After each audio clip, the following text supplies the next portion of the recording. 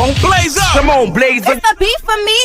Wah wah wah wah wah wah wah wah wah wah wah wah wah wah wah wah wah wah wah wah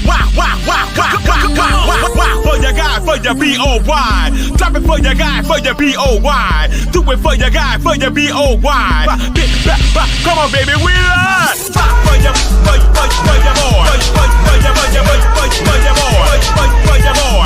Also for your boy, fix it for your boy. Drop it for your wah wah wah wah wah wah wah wah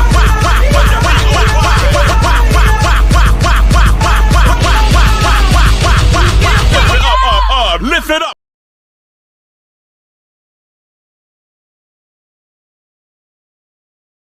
Hello.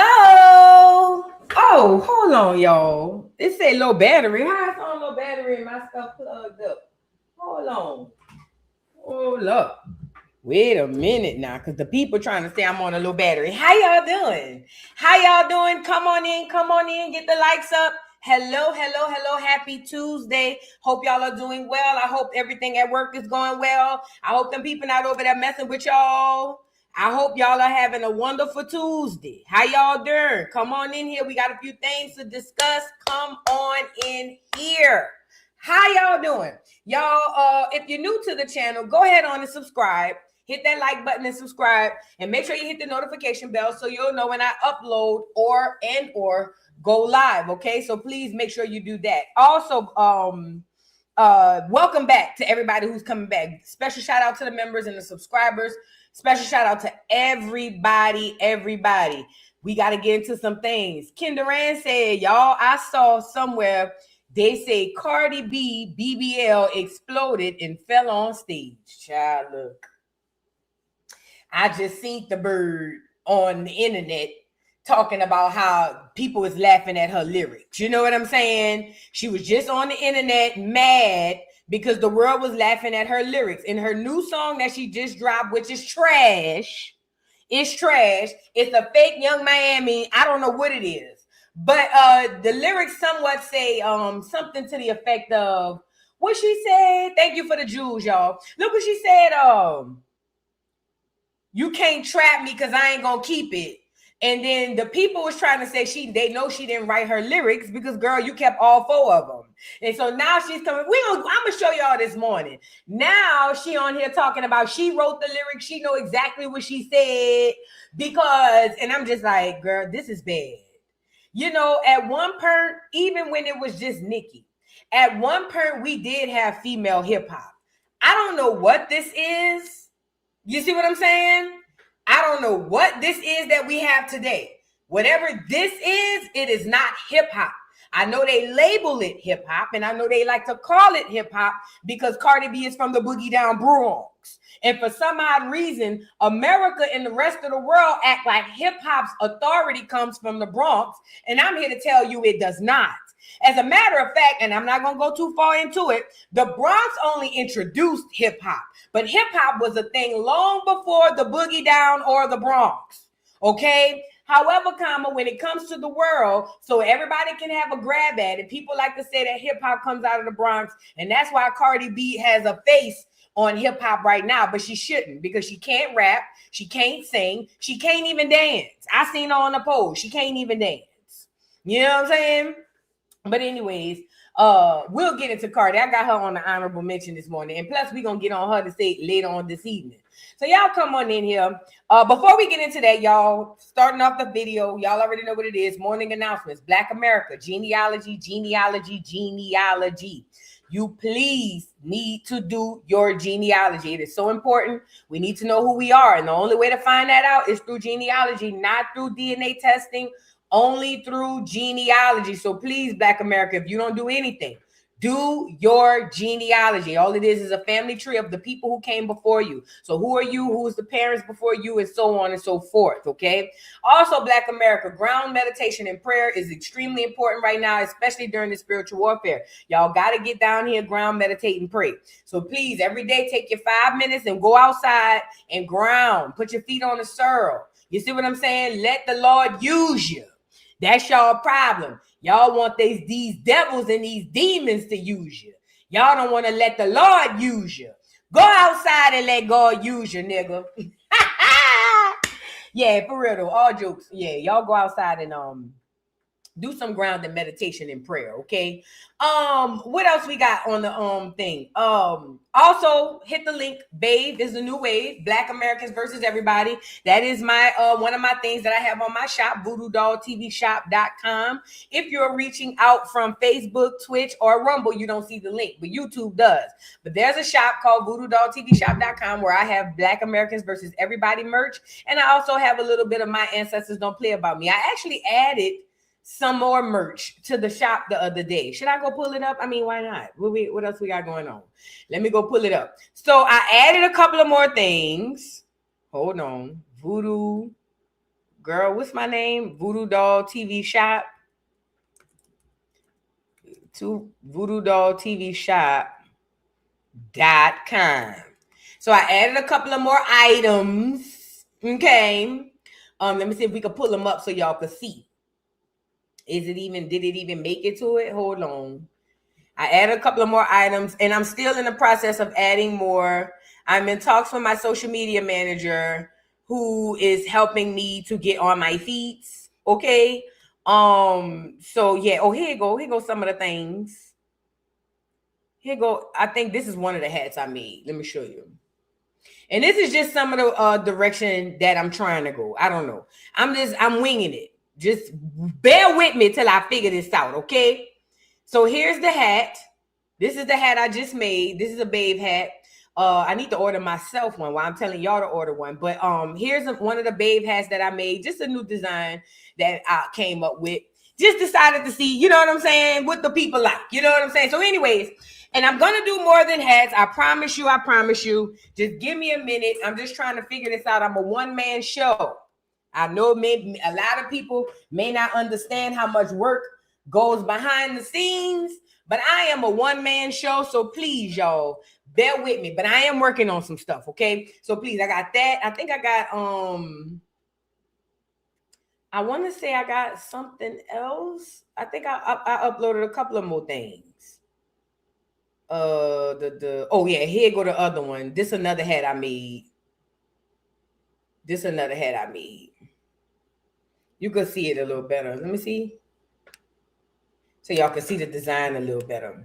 You know, the doll just trying to, throw some stuff at the wall. Is the bitch gonna go down?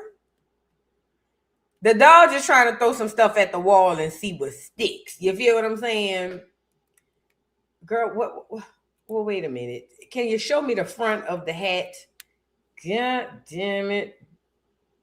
I don't know. Either way, y'all get it. I don't know. I don't know what the hell is going on here. But yeah, this is one of the hats that I have. So yeah, if y'all are interested, please go shop with the doll, voodoodolltvshop.com. That's voodoodolltvshop.com. Okay, that's the hat right there. Okay, now let's get into the show. What do we have on the docket? What about rolling trays? That's a good one. Rolling trays. Grinders. That's a real good one. Rolling trays. Thank you. Jewelry. I already thought about doing jewelry and scarves. Somebody told me about scarves. I thought about doing scarves. Not thinking about it. I'm going to do these things. I just got to find companies to supply the merch. Does that make sense? And then I could do the designs. But yeah, all of that. I'm about to expand. We about to go outside. Don't worry about it. We about to go outside. Shot glasses. Ooh, track suits. All right, don't worry about it. We about to go outside. Don't worry. When we come outside, they're gonna know we outside. Don't worry about it. But anyway, what are we talking about today? We got a boatload of honorable mentions and only 3 topics. You seen the thumbnail. Charleston White and Dr. Candace. I don't know who that lady is. The loud lady who be going around acting like she's an activist. So apparently a young man had some Popeyes chicken and found a condom in his chicken. Now that was disgusting enough. And then they had Charleston White and Dr. Candace go down to the Popeyes and cause a big spectacle. And they're about to turn this into a race thing and things of that nature. So we're going to get on it before they try to make it something that it's not. Also, is it me? Has Charleston been a bit more political lately? I don't know. Then we also got to get into Joe Budden saying that he is FBA. Now, I do recall Joe Budden having a Caribbean or something like that parent or Hispanic parent, but maybe he's half FBA. Either way, he's talking about it. And then we're going to speak about how we were already here, because Black America, we were already here. You did not come off of a boat. You have no family, land, or lineage in Africa. You were already right here doing exactly what you do. Well, not exactly, but doing for the most part what you are doing right now. You probably own businesses. You probably was major at the time, but ultimately we got tricked. We got put into slavery, and now we all discombobulated, but you were already here. And we're going to get into that and a few other things. So y'all come on in, get the likes up on the video. Come on in. Let's jump into some honorable mentions. Oh, and I will have a video coming up because Krishan Rock is spotted out with Blueface for sure. I think they had like officially came out and said that they was together. They dancing on each other. And I will be going live later on this evening as well. So make sure y'all pull up at the Dollhouse later on. You see what I'm saying? So we could talk about a few things. Let's jump off the porch because I got a few honorable mentions that I would like to discuss. Y'all come on in. Come on in. I should wait for later for that. Yeah, I'm gonna wait till later for that one, because that one got to be discussed in length. So I want to bring up Rick Ross and his old lady. Now, I recall Rick Ross being with this girl, and I recall them breaking up. Now, Rick Ross is known to have many women's. Everybody knows that. And then every time you turn around, he breaks up with him. Now, I am of the belief that Rick Ross is a big old fat punk. That's just me. Everybody different. I think he's gay. Okay. However, people on the internet look past his possible gayness because he got money. Okay. And so he be with these women and then he be breaking up with them. And then I never seen them really get back together, but I never really paid attention. Well, this girl, I know I remember him breaking up with her, but then all of a sudden they got back together. And when they got back together, he seemed more excited than her. Check this out. Look, Rick Ross was spotted with his girl. And let's be clear, she's a beautiful girl. You know who she remind me of? Keanu. Put a 3 in the chat. Y'all know Keanu? I'm going to see if any of y'all know who Keanu is. She gives me a lot of Keanu vibes. If y'all don't know who Keanu is, Keanu was Dwayne Wayne's girlfriend on Whitley Gilbert, okay? Keanu was the Asian black girl who was sleeping with Dwayne Wayne. I ain't gonna say sleeping with her because that was that man old lady. But still, I hated Keanu because I wanted Dwayne to be with Whitley. And when Keanu came around, all that, hi, Dwayne, honey. Oh, is this your little friend Whitley Gilbert? I hated the bitch. I didn't like Keanu just as much as y'all didn't like Drew on the game. See how y'all didn't like Drew on the game? You remember how Drew came in and stole Derwin from Melody?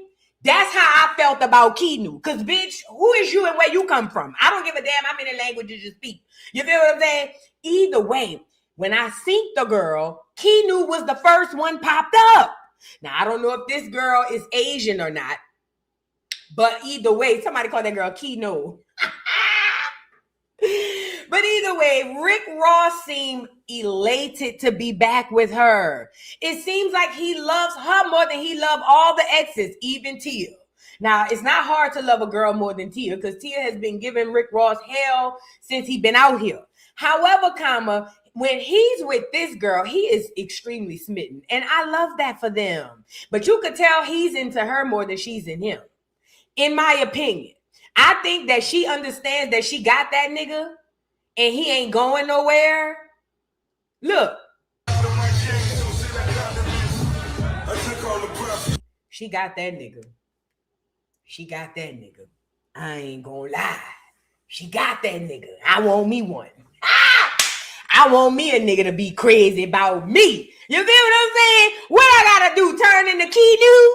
Bitch, I want me a man to be this duck goose behind me because I know I'm going to be a duck goose behind him. So I want us to be quackers. Does that make sense? I need my man to be a quacker because I'm a quacker and we going to quack together. Girl, I love this. And she just got him all wrapped around the fingers. He can't get enough. You know, this is a shame. You know what I'm saying? Now I seen this recent video. She even got this big nigga working out. Do you hear me? Got this nigga marching to the beat. And listen, let me tell you something. One thing about a good woman, do you listen to me and listen to me good?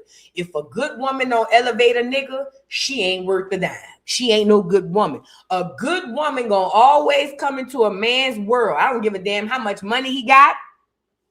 I don't give a damn how much anything he got. A good woman gonna always come into a man's world and upgrade him and elevate him in any way, rather it's physically, financially, spiritually, it don't matter. And it looks like Keanu right here might be a good woman. She got this fat funky nigga jogging up the beach. Let's get into Rick Ross speaking about how him and his old lady is in love and he's jogging for health and wellness and things of that nature. Rain, sleet, or snow, we gonna go get it. There you go. You hear me? They say health is wealth. Shit, we halfway there already, nigga. You hear me? We own it, baby. We own it. Let's stay healthy. Let's hustle. Let's get us a motherfucking walking club. Walk with us online, baby. Let's get it. Rain, sleet. When I tell you she got that nigga walking, the nigga gonna be online eating kale salads next. You see what I'm saying? She gonna have this nigga online eating carrots like he Roger Rabbit. Shout out to the lady, bro. Listen, he might not have cared about the rest of them girls, but he cared about her. Somebody said, where's her sports bra? She ain't got no titties. She don't need no sports. Let's move on. Now, this is how y'all be getting me in trouble. Listen, sports bras are for titties that run wild. If your titties stay at attention, you don't need it. You good. I'm just playing. I'm just playing. You know what I'm saying? Oh, well, Rick Ross sports bra. Oh, okay. Yeah, you're right. My bad. For him, my bad. I thought you were about to say for her. My bad. I'm about to say she ain't got but a couple of little mosquito bites. You know what I'm saying? You know, them bitches might jiggle a little, but they ain't gonna do much. You know. Y'all ever ran with big titties? Oh my God. And mine ain't that big. Girl. If you ain't never ran nowhere with big titties or titties that hang without a bra, you don't understand. You don't understand real trouble. You know what I'm saying? You know, that's why I tell these young girls that be wanting to go in Victoria's Secrets and things of that nature and buy bras. And I tell them, your titties ain't going through enough to wear these type of bras. You go to Walmart and get you across your heart. Does that make sense? Yeah, we gonna go ahead down here to Walmart and get you a cross your heart bra that don't have no wire under it. That's all cloth. We gonna get you one of them. Them titties ain't going through enough to be down here at the Victoria's Secret spending $60 for a bra. You know, I told my daughter that in real life. Oh no, them titties ain't going through enough for all of that. Come on down here to Old Navy. They got some sports bras, 4 for $20. Come on down here to TJ Maxx, girl. I found three for $15. Come on over here. Them titties ain't going through enough for all of that. Oh no. Them titties got to go through some things before we put them type of bras on them. But anyways, I done got off the subject. The point is Rick Ross is in love and I am here for it. Maybe he'll drop some cholesterol or something, you know. But that's what good women do, though. They'll have a nigga go outside riding and jogging and things. You know, before she came along, that nigga was running around there eating Wingstop and things of that nature. Now that girl done came back around there. You see what I'm saying? Now the nigga around there eating healthy, you know. And speaking of eating healthy, I made me a shrimp bowl yesterday because I was looking for something to eat with shrimp, y'all. This is random, but I made me a shrimp bowl and it's really good. I went on TikTok, Instagram, and I found a recipe. So basically what I did was I grilled some shrimps and I took some corn, some cherry tomatoes, jalapenos, red onion, and with some lime juice, and it made my salsa. And then I had roasted some sweet potatoes, and I also made this sauce that goes on top of it. And all it is basically mayo, sour cream, and lime juice, and what do you call it? Girl, why I'm about to say celery, not celery. What's the other green stuff that look like parsley? You know, the other green stuff that look like parsley that they be putting on the Mexican food. That. So I just had, you know what I'm saying? It was really good. It was really refreshing. But let me just say this. It's not low in calories. Because I watch my weight. And I don't know if it's the corn. Or I don't know if it's the sauce. Cilantro. That's the name of it. Cilantro. Y'all know what I'm talking about. Cilantro. I don't know if it's the corn. I don't know if it's the sauce. But this is, it looks light, but it's heavy. That's all I'm going to say. And I should have knew it, because after I ate, I felt too good. I should have knew it. I felt too good after I ate. And I knew I shouldn't have did it. It's the corn in the sauce. I said that. I woke up this morning and I got on the scale and I was like, OMG. The first thing popped in my head was the sweet potatoes. Because I'm like, girl, you don't really eat a lot of potatoes. But then sweet potatoes aren't bad, because I didn't get yams. I got actual sweet potatoes. So I'm like, sweet potatoes ain't bad. You know what I'm saying? Plus, I only had like a little couple of cubes that I done cut up. It's the corn in the sauce. That's what it is. But don't worry about it. I got me a little cup of pico de gallo. I ain't gonna eat the sauce and the corn today, but it's so good. Oh, girl, it's so good. Oh, it's so good. This is why I can't get no recipes off of TikTok and Instagram, because none of that stuff is healthy. It tastes amazing, but none of it is healthy. I remember one time I made these seafood stuffed potatoes that I got from this black man on TikTok. When I tell you that bitch is a hit in Macon, Georgia, oh, bitch, everybody call. Every time they see me, they, oh, how about them potatoes? You got some more potatoes? No, baby, I ain't got nothing. Go lay down, please. Please, get out of here. Go lay down. Oh, yeah, the dog cooks. Oh, I'm from New Orleans. Let's move around. All right, let's get back into the show. Seriously, though, I made some potatoes out here. Them people went crazy. Do you hear me? Yeah, the dog do cooks. But speaking of cooking, I wanted to share this video. Remember the girl who got kicked off the stage by Usher because she was acting funny? Well, she spoke out and said, and y'all was saying this yesterday, but she spoke out and said that she really didn't want Usher. She wanted Chris Brown. Okay, let's get into it. Why weren't you into it? It wasn't that I was into it. I was approached first and upgraded to VIP, and they don't give you any instructions on who, what, when, where, or how. They didn't tell you they were going to pull you on stage? They told me that it was a possibility of me going on stage, but they didn't confirm that until it was closer to time for me to go on stage. And of course, you're getting to go up on stage. Why would I decline that? People are pulling the narrative that I'm in a relationship or whatever the case may be. No one can tell me the reasoning as to why I said yes to getting on stage, but you also don't know who you're going on stage for or with. I want to kind of pick up what you put down there. You said, I didn't know who I was going to be pulled up on stage with. The way I see it, there are two people. There's Usher and there's Chris Brown. And that means that you were banking on Chris Brown and you got Usher, and you would have been more into it with Chris Brown. Am I reading this right? Me solely, I went to the concert for Chris Brown. It's nothing against Usher or anything like that, but I'm more of a Chris Brown fan than I am of Usher. So, of course, it would have been a different reaction with Chris Brown. It wouldn't have been the stiffness or whatever the internet is portraying. So you, after what happened, some of the fans were getting on you, saying you had no business being on stage. I thought your response to them was interesting.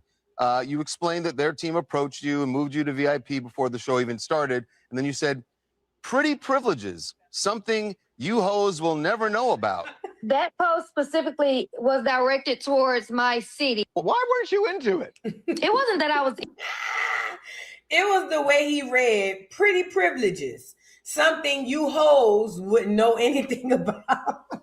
She did write that. She did say that. I like her, dude. I like a bitch who unapologetically her, even if it's a bad thing. I love a unapologetically you bitch and nigga. I love them type of people because I don't have to guess. I already know what it is. You know what I'm saying? Those are my kind of people, and I like that for the girl. Like the girl said, you hoes. What you say, light skin? My girl said pretty privilege. You hoes wouldn't know nothing about it, bitch. Go ahead on, girl. Anyways, she said she was more of a fan of Chris Brown, and it makes sense. First of all, a lot of light-skinned girls like Chris Brown, and that's ironic because light skin and light skin is different. But ultimately, and she's a younger girl. Remember, Usher is my age group. Usher was we was throwing our draws and our cross your heart brides and Usher. This back when people used to perform at the mall, baby. This young lady wasn't even born. So it makes sense that she came for Chris Brown and not Usher. But I think she could have handled it differently. But neither here nor there. She said what she said. And like the girl said, she wanted Chris. She didn't want Usher. She didn't want the herp on her belly. And I feel like the people need to stop getting mad that girl didn't want Usher to rub that herp on her belly. I don't think that she's wrong. As a matter of fact, I think people saying that she's wrong is wrong. You know what I'm saying? Everybody don't like rolling the dice. Everybody don't want to roll the dice and see how it go. Everybody don't want to do that for love. Okay? Anyways, let's move on. Let's move on. Y'all get the lights up. Now, we need to move forward with a little bit of update. Now, y'all remember Dean and Adrian Broner are being sued. Dean, I would like to say not Dean. Adrian Broner is back drinking full time. He's drinking like a fish. The nigga act like he done never put the liquor down. So he's back drinking full time. A lot of people are saying things about that as well. But ultimately, remember that Dean and AB are going through a lawsuit. A young lady filed a lawsuit against Adrian Broner and Dean the Great, but she did sexual battery against Adrian Broner because he dumped water on her and told her to suck his D. And then she also filed it against Dean the Great because she said of the humiliation and things of that nature. Now, this guy who's Dean the Great's ex-bodyguard, or he claims to be, he said yesterday, I showed y'all that there's more lawsuits to come for Dean and AB, and that basically they should be lucky, like I said, that they only got the one. Well, he's had more updates, and he's saying, I don't know if y'all recall, but Adrian Broner and Dean the Great are doing a 45-day lockdown challenge in California or wherever they at. While they're doing this challenge, they're not supposed to go outside. They're supposed to stay locked into this warehouse for 45 days. Now, the way they presented it to the world was they were going to do the 45-day lockdown. They were going to train for their boxing matches and things of that nature, and everything's going to go well. Well, according to Dean the Great's ex-bodyguard or alleged ex-bodyguard, he's saying that that's not why they're locked up, that they're locked up for 45 days because the Crips, not the schoolyards. I don't know. Don't get me the line. But he said the Crips, maybe it's the schoolyards, maybe it's the bankyards, but either way, they was trying to look for Dean and to pop Dean or something like that. Let's get into it. Don't get me the line because I don't know the truth, but we're going to get into it. It says Dean ex-bodyguard claims he's being extorted by Crips in LA. It says Dean the Great's former security guard is making a serious claim about why Dean has allegedly been staying locked inside the LA warehouse. Can I also say this? Oh, let me finish. According to the former guard, Dean is allegedly being extorted by Crips and doesn't feel comfortable moving around LA without protection. He also points to Dean saying "cuz" and wearing a blue bandana as part of his claim and brings up the reported robbery of Dean's LA home as another reason he believes there's more going on behind the scenes. Now, before we get into this video, I would like to say this. Between this video and the last video, which was what we talked about, oh, Chris Brown and Usher, how real is this? Because I understand that if you create controversy around events online, it makes people go toward it. Does that make sense? Like, for instance, I sell hats. I sell Babe hats. Let's just say I paid somebody to come online and say, bitch, you said you was going to send me a hat and you never sent me the hat. And then me and the girl get into it. And the next thing you know, it goes viral. Now my Babe merch has gone up through the roof. This is what I'm saying. It's giving to me that a lot of these things that we report on every day and these things surrounding these companies, I think that these things are set up and contrived so that we can continue to feed them revenue, if it makes sense. Anyway, let's get into Dean's bodyguard saying that Dean is hiding from Crips, because I just don't understand why Dean and the Crip would even be in the same room. I mean, Dean is lame as hell. But anyway. Try to turn around and reverse because he's scared about, because he had to pay niggas to be here in LA. Niggas robbed his house and some more shit, and the nigga's scared. He had to pay off somebody else for protection to be in LA? Yeah, but I mean, apparently he's scared of other niggas. Like, and the reason the real lockdown shit ain't really for the training shit, because he can't go outside and stream. He done streamed everywhere else, right? Why he ain't outside in LA? He ain't try to turn around and reverse because he's scared about, because he had to pay niggas to be here in LA. Niggas robbed his house and some more shit. So according to him, Dean is inside because he had to pay some niggas in LA to be out there. And that's why he's inside and they're doing the 45-day challenge. I'm telling you, man, I just feel in my heart of hearts, I know at least 90% of the shit that's on the internet is not real at all. It's all fake and made up. But specifically, when it comes to pop culture, I'll say 98% is fake to a degree. And I don't think that this is real. But anyway, for reporting purposes, that's what Dean the Great's bodyguard had to say. And we'll just keep our eyes peeled. I don't know if they really is hiding from the Crips. I know Dean the Great, not Dean the Great, Adrian Broner had his twin brother stop by. I did see that, and that seemed like it was dope. But ultimately, yeah, I don't know. Now, I want to move on. Y'all get the lights up on the video. Y'all remember Boosie and his Dear Derek? Remember we spoke about that? Remember Boosie and his best friend, his long-lost best friend, hadn't spoke in a month of Sundays, or hadn't spoke since they was in school, and Boosie was looking for his friend? Let me see if I can find when he said, when he was reading the letter, he said, Dear Derek. Y'all was ate up when y'all heard Boosie say Dear Derek. Nigga said, not Dear Derek. Boosie hit him with the Dear Derek. Go ahead, old Boosie, boo. Let me see. This might be it right here. Hold on. I found my long lost friend. I got an email on him. So I'm finna email him. Y'all tell me how this email sounds. Dear Derek, this is your long lost friend, Boosie. They call me Boosie Badass now. But my real name is Torrance Hatch, which you might know me by. But I'm pretty sure you remember Boosie. We had a lot of fun times together at Wildwood Elementary. You were my bestie, bro. This has been on my mind for a long time to rekindle our relationship. The day you left, I was real sad. And I want this to be a big moment for me in my life and also in your life. I'm leaving my number for you to call me back. I'm gonna skip that part. Hey, I think I found my long lost friend. I got an email on him. Hit him with the Dear Derek. So I'm finna email him. Y'all tell me how this email sounds. Dear Derek. It was the Dear Derek for y'all. And you know what?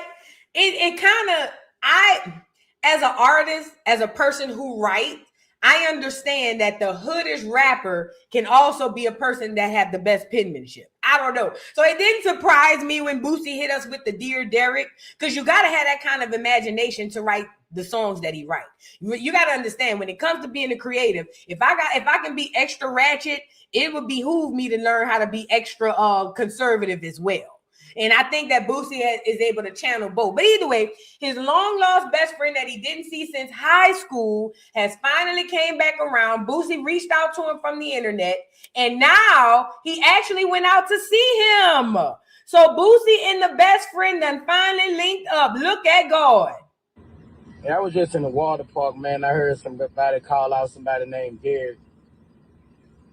And I caught a flashback, bro. I had a friend named Derek Jackson. From kindergarten to third grade, he was my best friend. He moved to Michigan in third grade. And I want to find my friend, bro. A couple years ago, I looked for him on Facebook. I couldn't find him. So if anybody know where Derrick Jackson at, I need all the blogs to post this, bro. Like, I posted it, boo. Matter of fact, I got a show in Detroit, July 18th, Aretha Franklin Arena. I love to bring him on stage. I just want to hug him, bro, and see. He done found him. Daddy, go bring and hug him.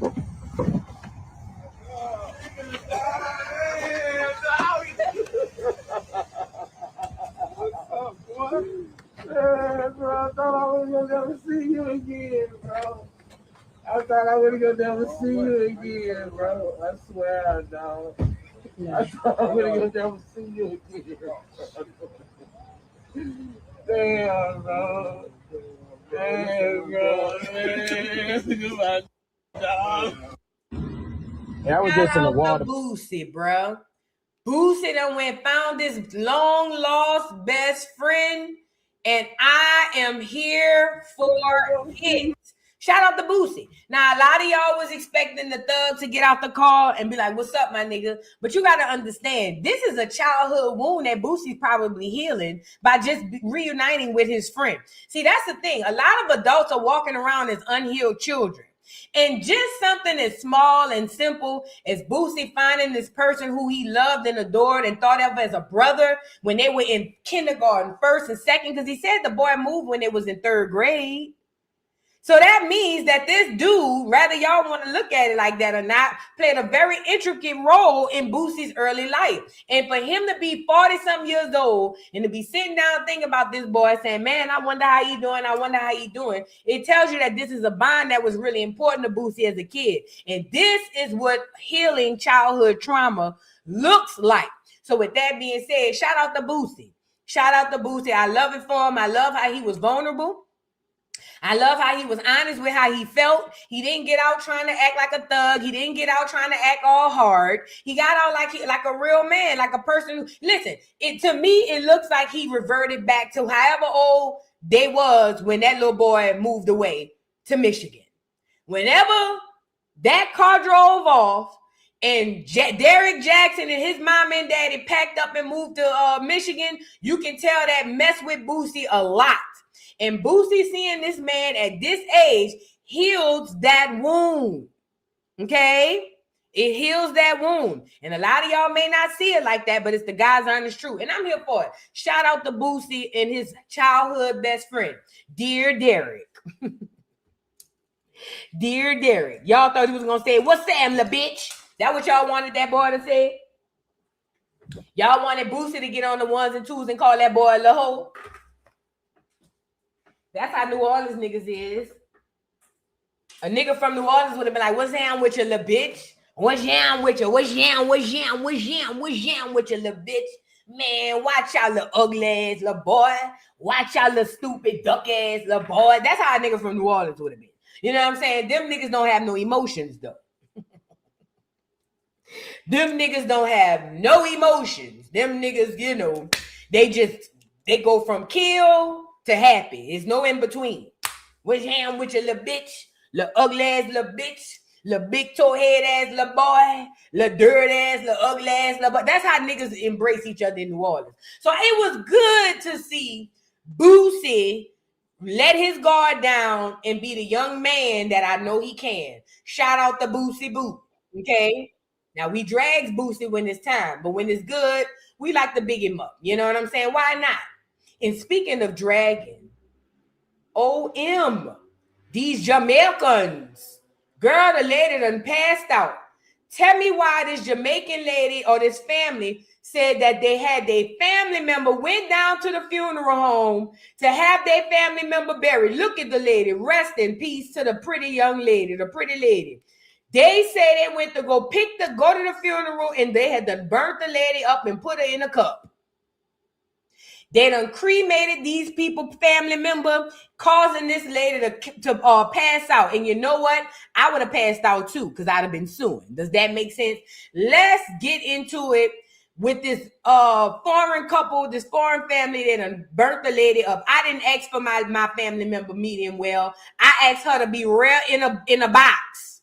Let's get into it. It says Jamaica Queen's grandmother. No, let me go up. It says funeral home accused of cremating Jamaican Queen's grandmother instead of preparing her body for burial. Now, I ain't gonna lie. When the lady passed out, it was funny as fuck. Let's get into it. I am falling. I can't. Overcome with emotion, heat, or both, Ramona Rodney Park's legs fail her right outside the Jamaica Queen's funeral home that she says. Not the man said grief or heat or both failed her. Now she knows she could have did a better job of falling out. She could have practiced that better, but let's get back into it. Failed her family. Her 93-year-old mother, UV Rodney, died on July 8th, the mother of 11 children, dozens of grand and great-grandchildren. The family says she was supposed to be buried in her home country of Guyana, next to her own grandmother, her last wish, but that didn't happen. We have lost our mom twice. We have lost her in death. We have lost her body. We have no closure to our mother. The family, along with their attorneys and civil rights leaders, allege that instead of prepping UV Rodney's body for burial, the J. Foster Phillips Funeral Home instead had her cremated. I am falling. I can't. Overcome with emotion, heat, or both.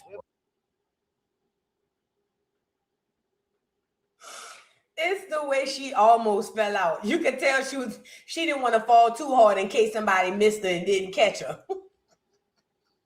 She fell carefully. She passed out in a careful motion, like, catch me, nigga. Wait. Dodged the family's questions and finally returned ashes that the family says they can't prove are even her. The family giving us this death certificate that they say proves that her final wish to be buried was very clear. We are calling for this funeral home to be shut down immediately. The state needs to investigate. We tried questioning the funeral home. The parking lot was empty, the shades were drawn, and the front door was locked. Someone from inside came to the door but refused to comment. Rodney's children left trying to figure out how to honor a woman who they say spent a lifetime helping others. For all that she has done on earth, that's how you treat her? Dodged the family's questions and finally returned. Girl, them people ain't know your mama. Girl, them people did not know your mama. Stop acting like they had a vendetta out on your mama. Them people ain't know your mama, girl. Talking about after all my mama done. Them people ain't had nothing to do with that. Now, they did mess up by burning her up, but they didn't do it on purpose that I know of, you know? Ramona Rodney Park. It's the passing out for me. Now, let me just say this. This is not a laughing matter because I would be livid if I sent my mama in there or somebody in there. You see what I'm saying? And then they send her back out in the box. I would be livid, okay? However, no, there is no however, the funeral home is wrong. And you know how you know they wrong? They closed right after all of this. They say the curtains was drawn and the lights was out. Baby, look, what your mama name is? UV Rays. That'll be the new name of the funeral home. UV Rays, sunshine on the border. That's what we will call it. Just because y'all not really Black Americans and y'all probably snuck over here on a banana boat or something. But with that being said, I will call it UV Rays, sunshine on the border. Whatever my mama name was will be the new name of the funeral home. You ain't got to keep passing out, girl. Call a lawyer. And if you're going to pass, you're supposed to hit the floor. You're supposed to hit the ground, let your head hit the concrete, causing a concussion, so you can add that to the lawsuit. Duh, y'all see, y'all new here. Y'all just got here. You can tell y'all just got here. And whoever that lawyer is, no, the reverend, the black dude, I wouldn't trust that nigga as far as I could throw him. Do you hear me? Let me show you the nigga I'm talking about. This nigga here, the nigga behind him with the shades. I don't trust no nigga who wears shades with the gold on the side. I don't trust no nigga who buy the shades. Him. I don't trust no nigga who buy the shades with the gold on the side. In my opinion, every nigga I ever known to wear them shades been a 2-bit hustling ass nigga. Listen to the nigga. funeral home to be shut down immediately. The state needs to investigate. We tried I'm telling you, bro. questioning the funeral home. Trust them niggas that have the black shades and the gold on the side. These are facts. This is science. Them niggas can't be trusted. Think about anybody you know in real life who wear them glasses. They cannot be trusted. You got to always keep an eye on them. So I don't trust the reverend. I don't trust the funeral home. And at this point, I don't even trust the daughter who passed out. Because I don't like the way she passed out. I felt like she could have did a better job. Either way, with this being said, y'all, if y'all or anybody you know have to bury a loved one, please make sure you let it be known. Get it in writing that your family want to be whole. They don't want to be grinded up like goddamn toothpaste, okay? And I'm going to be honest. Like the lady said, we don't even know if that's her in there. And let me kind of give y'all a little bit of backstory. Not backstory, but a little bit of tea. All y'all who ain't got people cremated, that's your people, and 50-11 other people too. Most of y'all don't even have your people in your cremation.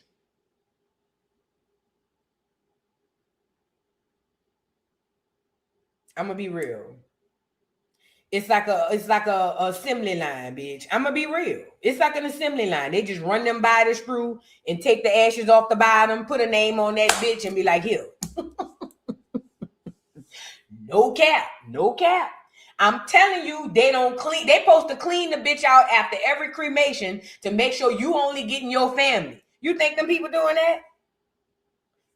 According to what they say, they suppose every time they do a cremation, they supposed to go in there, get all of the ashes out, and then clean it out before the next one. You know good and well they ain't doing that. So I don't know who y'all got around your neck, because I know a lot of you all started putting the little ashes in your little chains, putting them in your earrings and on your rings and things of that nature. I don't know who that is you got around your neck, but I will say, God bless their souls. That's all I got. But either way, yeah. Don't burn me up. Keep me whole. Drop me down in the ground. Please do not burn me up. I do not want to be burned up. But anyways, let's move on. Shout out to y'all. You know, when Saint died, his Gammy, which is his grandmother, you know, she called me and was like, oh, what are we gonna do? We gotta get him cremated. I gotta have a piece of him. Yeah, I said, oh no. I dropped him off in front of this door. Girl, please. And plus, them bitches wanted $800 to cremate Saint. Saint wasn't but this big. I know you fucking lying. Now, when I could drop him off around the corner and wrap him in a blanket, the lies you tell did do it. Girl, please. $800 and them bitches won't say, oh, them bitches won't tell me, oh, with the $800, we gonna put it on, we gonna give you 2 chains, one for you and one for your loved one, and we gonna give you a picture. I know you fucking lying. Girl, I wrapped Saint up in that blanket. They had this new neighborhood they're building around the corner. I said, here, Saint, put him under the tree. Bless this home, and whatever family move in here, I left Saint with the tree, and I went on home. $800 in my pocket. Said what I said, and I love my dog. Saint was my son. Anybody who knows Saint was my child, but he wasn't worth $800. Hell no. Girl, enough of them people. Girl, I'd have had all these dogs in the neighborhood around my neck. Bitch, I'm around here thinking this Saint coming back as a ghost. It's a whole pit bull. You know what I'm saying? Because the ashes I got around my neck got Saint. It got a bird in that bitch. It got a snake. All kinds of shit. I be running around here wondering why I got ghosts as animals popping up in front of my door. Hell no. I wrapped that nigga up in the blanket and dropped him off around the corner. Said what I said, okay? He gonna bless somebody's house when he come back. He gonna bless somebody's house when he come back. But anyways, again, I'm not telling y'all not to get cremated, but I'm just saying you don't know who that is. Mm-hmm. Real talk, girl. I wasn't about to just, you know, $800. But Saint, he this girl. I could have barbecued Saint in the backyard. Girl, what did you say? Let's move. You know, I must be really doing better, because I would have never been able to give these jokes 2 months ago. I must really be doing better, because I got a barbecue pit back there. I could have put the nigga on there. You see what I'm saying? And caught the ashes. You feel what I'm saying? I got a couple of jars, a couple of mason jars in this bitch. You feel me? If I ain't think I was going to go to jail, I could have sent a couple of ashes up the road to his Gammy if she really wanted it, you know, and it would have saved me $800. That's all. At any rate, let's move on. Y'all get the likes up on the video. And speaking of ashes,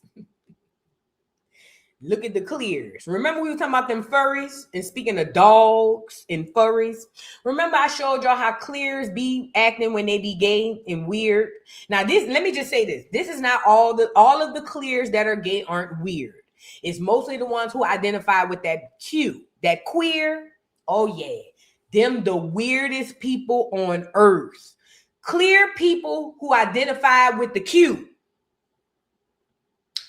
Them bitches, I think they all say they Qs, so you can't really put a label on them. But either way, furries, which are people who act like dogs and cats, who actually go to actual vets and get looked at like they real dogs and cats. These people had a convention where they had a wheelchair. So now they trans handicap. So they have this wheelchair convention where the Qs go out there and play like they paralyzed. They play half dead from the waist down. Let's get into it. These bitches going to hell. Look. Have you ever seen anything like it? This is relatively new. Like, this is last 10 years. These have been spawning. These things. These are the people calling you racist and calling you Nazi. That's what they look like. Oh my God.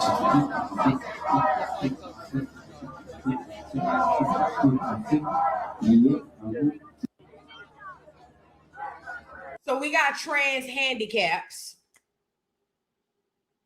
And these are the people, when you black people inside the LGBTQ community, when y'all go through the suffering and y'all go through the hell and all of that stuff and y'all fight for equality, those are the people y'all fighting for. These people right here. You see them? Take a look at them. Because you'll never see, you black America will never, inside of that community, you will never see relief for yourself. Everything you go through is so that these crackers could go around here and do stupid, weird shit like this. Take a look. Take a look. I swear to God, this is why y'all fight y'all fights. All these black content creators in the LGBTQ community who go around telling y'all to windmill with y'all head down for the community, these are the people y'all doing it for. Take a look. Take a look. Real people who could walk acting like they goddamn handicapped in wheelchairs. These are the rights that you're fighting for. These are the rights that you guys are windmilling on the internet for. These people, not for you. And you know how I know it ain't for you? Because you ain't got none of your rights yet. But guess who getting their rights? Look at the people who getting their rights. There you go. There you go. Shout out to the black Americans in the LGBTQ community. The only reason I bring these people up is so that you can see that you've been played. You can see that all of these people at the top of y'all pyramid is using your emotions to make sure that these crackers get to have the freedom to do this type of weird shit right here. None of the things that you're fighting for inside of the LGBT community is going to help black Americans. It is only here to help these people. And I need everybody black American inside of that community to know it. I need you to know it. Because while y'all on the internet battling with black women, y'all on the internet battling with black men, y'all on the internet battling with your own kind, y'all doing all of this so that they can have the right to go do that. Enjoy. While y'all over here identifying with these letters in this alphabet, these are the people that you're doing it for. Enjoy. Have a gay old time. No pun intended. Insert the pun. This is why you do it. This is why you have all of these people on the internet keeping y'all in shambles every day. This is why these people come to the internet every day and get y'all riled up thinking that everybody's against you. So that these whites can be in these wheelchairs and act like they're really handicapped in real life. There you go. Niggas in wheelchairs, half dead as it is. Shout out to Miss T. Let's move on. Girl, move around. I just wanted to show that to y'all because I'm messy and I don't care. Because I'm messy and I don't care. Shout out to Miss T and BG. Okay. Y'all get the likes up on the video. I am only here to give you the tea and tell you what's really going on, okay? And that's the fact. All of the things that Black Americans inside of that community are fighting for, these are the rights that you're fighting for those people, not for you, for those people. And speaking of those people, I keep telling Black America, they tricked us to believe that we're human just like them, but we are not. These people are subservient. We just saw one of them up here eating a whole raw steak straight out the pack. Now this bitch over here dipping butter sticks in Dr. Pepper and eating it. I wish I was a cholesterol pill. I'd have popped that hole in the back of her head with it. But anyway, this is what the clears do. And especially poor clears. These are very good adventures for poor clears. Let's get into this clear girl eating this goddamn butter. She got a stick of butter and she gonna dip it in Dr. Pepper. This is the people that want us to believe we just alike. Like butter, we can't be friends. Butter dipped in Dr. Pepper. Dipped in Dr. Pepper. Gives a little fruity sweetness.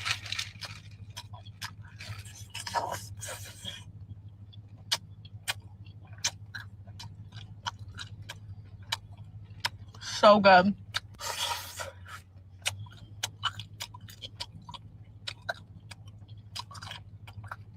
Don't look at my stained nail.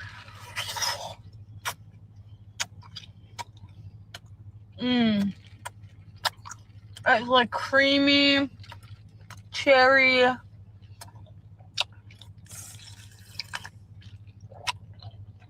Last bite. Oh, that's a big bite.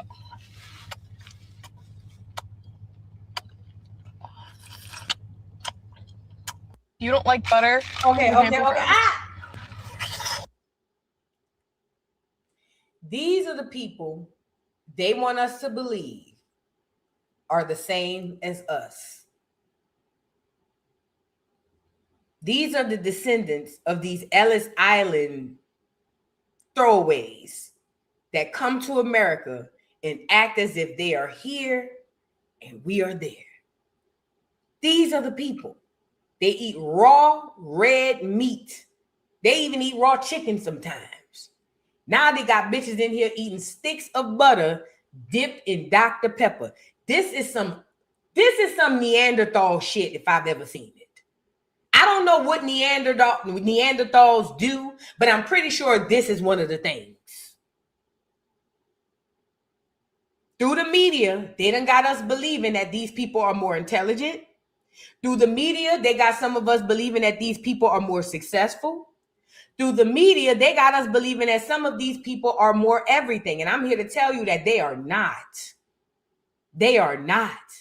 You know how when you go on that job and you outdo all the crackers there, that ain't just at your job. That's in the world, period. They just keep the illusion that you do worse so that you continue to think so. And if you think it, then it is so. But I'm here to tell you now, we are not them. They are not us. And as a matter of fact, it's given, I see why they were the Slavic people before they became white. Let's move on. Don't let it go over your head. Let's move on. Because see, the people that they turned into slaves wasn't the right ones. I see why they was the Slavic people and we were not. I see. They sleep with their dogs. They eat raw meat. And they got bugs growing their hair. And they call them lice, but they really like what dogs get? Ticks. They really ticks. But people don't want to call them ticks because if they call them ticks, then it will put them too relatedly close to a dog. But the fact of the matter is, a lice is a tick, and dogs get ticks and fleas. It's a tick. It's what it is. It's a tick, it's a flea. It's a flea, it's a tick. It's a lice, flea, tick. It's all the same. Bitch ain't gonna tell me nothing otherwise. Okay? Now let's move on. Real talk though, for real, man. I don't like that. call him. They just gave him a new name so you won't know what it is. But a lice is a flea and a flea is a tick. It's all the same. Okay. Ooh, this is a good one. LaToya Luckett. Shout out the big head Toya. Shout out the big head, bald head Toya. I love me some LaToya Luckett. I love her music. I will say this. LaToya Luckett is very underrated and was extremely underrated inside of that group, Destiny's Child. Now, if y'all were there like I was in the early 2000s when it was 4 members, Beyonce, Kelly, LaToya, and LaTavia, I was there. Put a 3 in the chat if you was there, because I was there. I was there. A nigga can't tell me nothing about what happened because I was there. I seen the whole thing with my own eyes. I was there, okay? You can't tell me I was there. Now, when Destiny's Child had the 4 members, Beyonce, Kelly, LaToya, and LaTavia, I used to think LaTavia was the prettiest. And I ain't gonna lie, it was prejudice. Only because she was dark-skinned. Yeah, I did. Plus, I thought she was the finest. And I still think LaTavia was the finest. However, I always thought that LaToya was extremely slept on when it came to her talent and especially her voice. I knew early on that they were pushing Beyonce to the forefront. And I knew early on that Kelly was just the person that runs behind Beyonce. When they were children, I could see that. Okay. However, I always thought that LaToya was extremely slept on. I always felt like people don't give that girl the credit. I ain't gonna say people don't give her the credit. They don't put her music in front of enough people so that she can have the credit that she deserves. LaToya could sing her ass off, and the bitch makes some damn good music. Do you hear me? You must regret the day that you left me. You don't deserve her. Yeah, you gonna regret that you heard her. Come on, man. Watch out, Toya. Torn in between the two. Cause I really wanna be with you. Something is telling me I should leave. Man, nigga played on Toya. That's all I gotta say. Nigga really played on LaToya. And I want to be the person to come to the internet to say, Toya, girl, you didn't pass me by, girl. I already know you probably the baddest girl in the group. One of. And I feel like with the same development as Beyonce, Toya will be up there with Beyonce, if not better. Said what I said what I said. And Kelly too. Now, LaTavia, that was different. But Toya and Kelly, those 2 girls with the same backing that Beyonce had is bigger than Beyonce, if not up there with her. Okay. Now, why is this important? Toya was on this live and they were asking her about her music. And I guess the guy that's at the bottom, he brings up the fact that when Destiny's Child released their album after they let Toya go, that basically they kind of shelved her project. So basically they made sure that her music didn't get out to the masses the way that Beyonce and Destiny's Child music did. And I know that's a fact. I know it's a fact. Because let me tell you something. The reason why I found LaToya music, because after Katrina, when I moved to Atlanta, they were playing her music here. That's the only reason I found this girl music. No cap. Because in New Orleans back then, prior to Katrina, we were very selective with what music we played outside of local music. New Orleans was full of local music. Yes, we played outside music, but we were very picky and choosy on whose music we selected to hear. And back then, I know prior to Katrina, I would have never found, I probably would have, but I don't think I would have found her as easily as I did in New Orleans than I did in Atlanta. Because in Atlanta, they was playing all her stuff. That's when Atlanta was just popping off with their music. Y'all already know it was the lean with it, rock with it era. That's when it was popping ton. And a lot of her music got played in Atlanta, and that's how I found her. And I remember going, I ain't buy the CD. I ain't gonna lie. I had it burnt. But still, I burnt all your CDs, girl. Every single CD Toya had, I burnt it. I ain't gonna lie. I did that. I couldn't afford it. I wasn't going down to the Circuit City to buy it. I wasn't going to do that. But I did know this dude who was burning CDs, and he burnt me all your CDs. And Toya is extremely underrated. Okay, extremely underrated. But anyway, I wanted to share this to show y'all how the industry plays. Now, they wanted Beyonce to be the only one to rise to the top. So what did they do? They made sure the other girls inside of that group never quite made it so that we can only focus solely on Beyonce. Another way that I can show you they did that, think about the movie Dreamgirls. Put a 3 in the chat if y'all ever seen that movie Dreamgirls.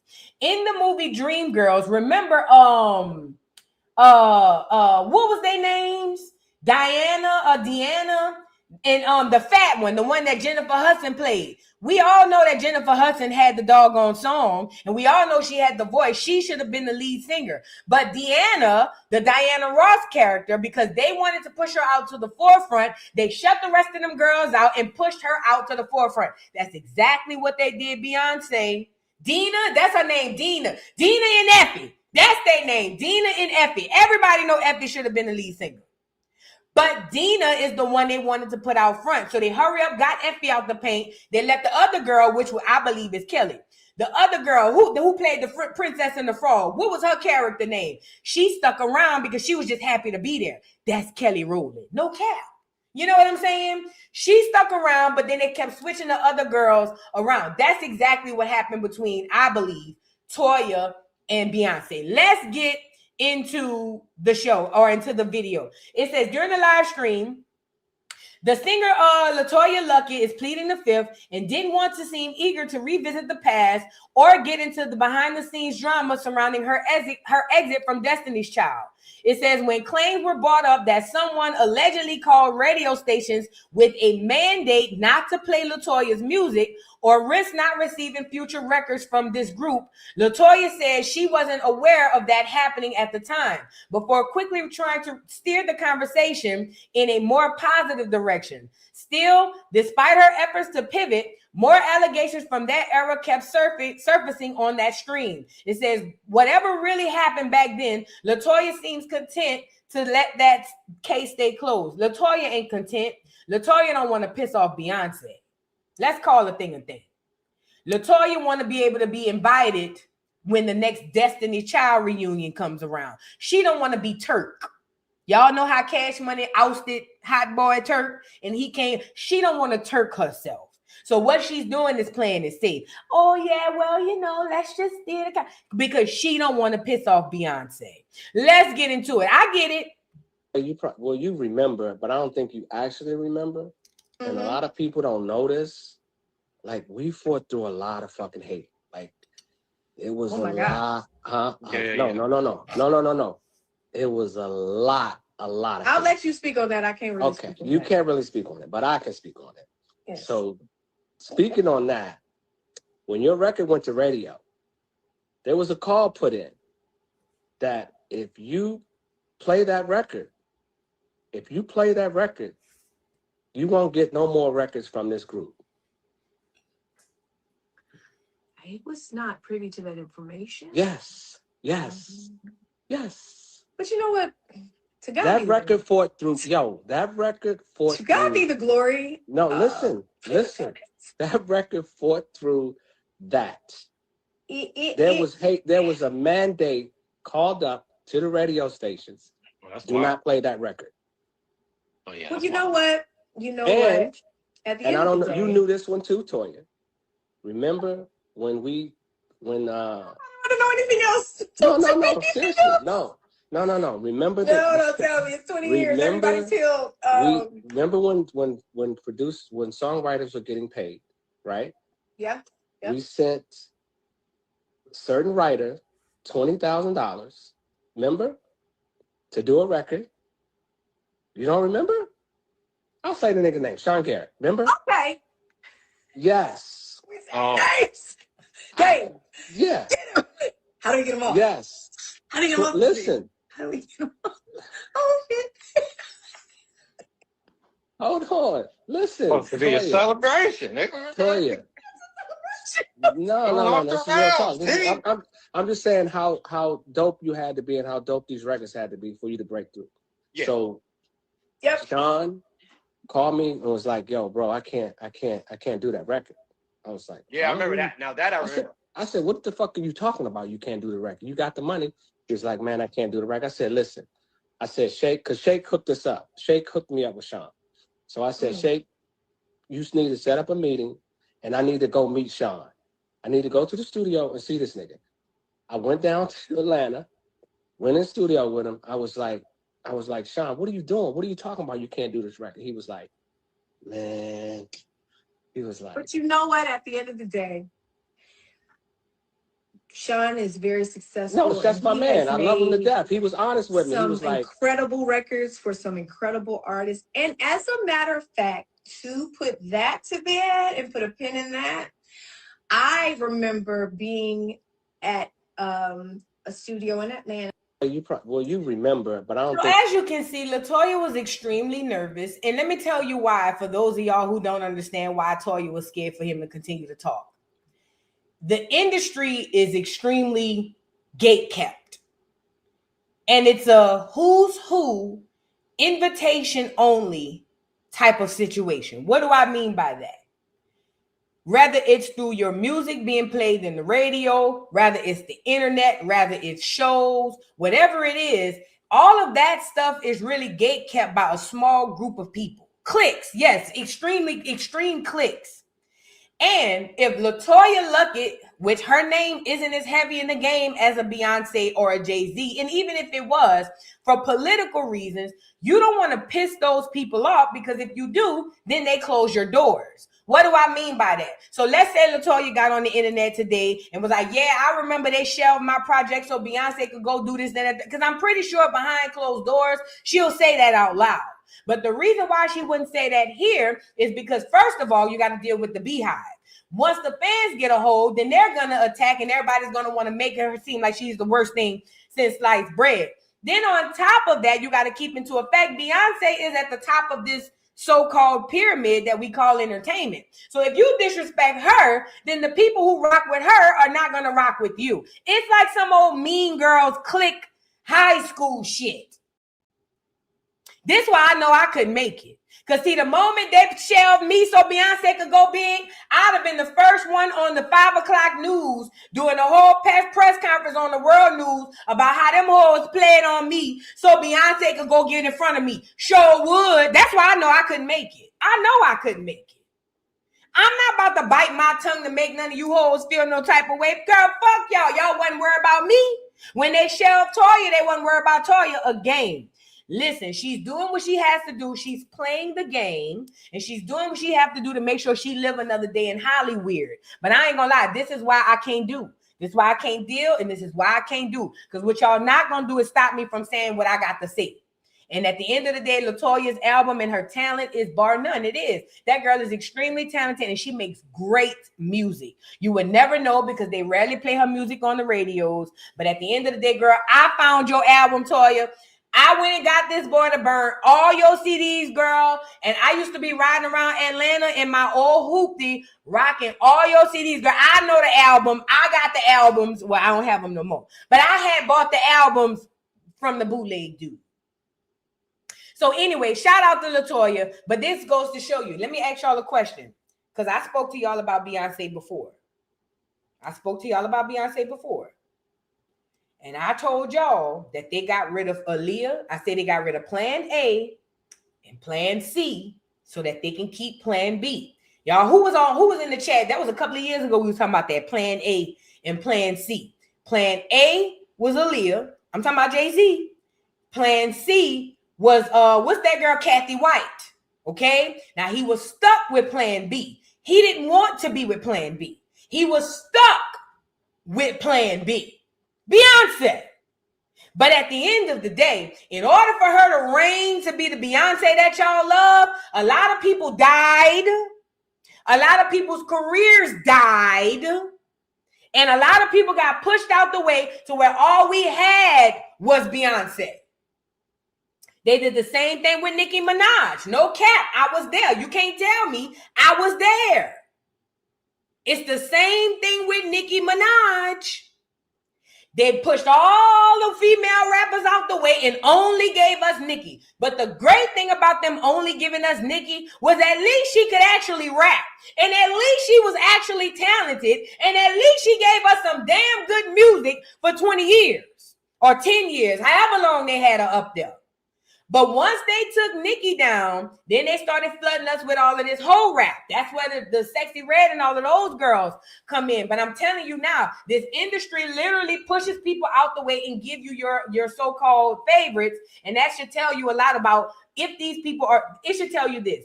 It should make you ask yourself this. Are these people as talented as I think they are? Or are they all that I have? So I think that they are that talented. It raises for a lot of questions because you're not going to tell me, especially back in the early 2000s. I thought A. Marie was more talented than Beyonce. I thought Aaliyah was uber more talented than Beyonce. Beyonce couldn't even stand next to Aaliyah. Beyonce couldn't even throw Aaliyah drawers in the dirty clothes. Let's be clear.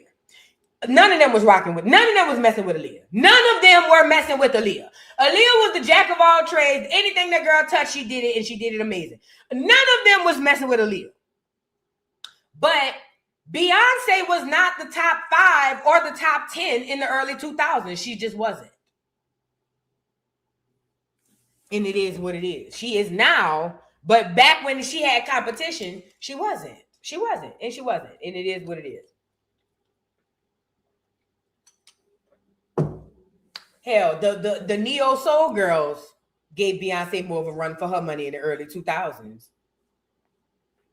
What's that girl name? Jill Scott walked up the street with a mushroom bush, talking about fighting a bitch, taking her heels off and getting Vaseline. She had more play than Beyonce back then. Man, watch out. I was there.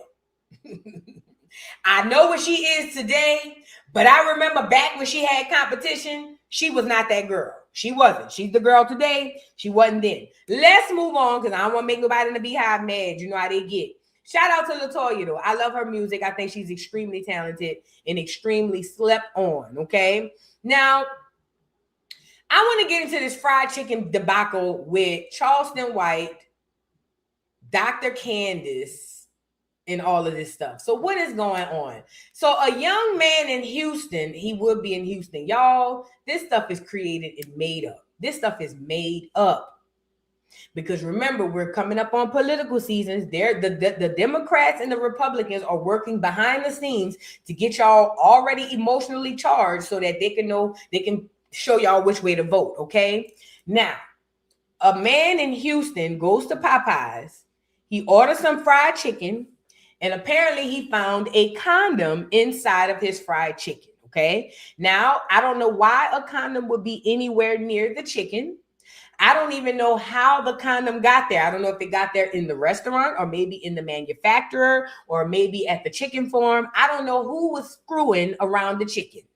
Either way, somebody screwed and left the condom there. And the only thing I could think of is I'm pretty sure that condom wasn't a brand new one out the packet. Ew. Ew. At any rate, this man bites into the chicken and bit into an XXL Magnum, okay? He bit into a Lifestyle. Y'all remember Lifestyle condom? Them bitches used to come in all the colors like the rainbow, blue, green, yellow, red. Put a 3 in the chat if y'all remember them Lifestyle condoms.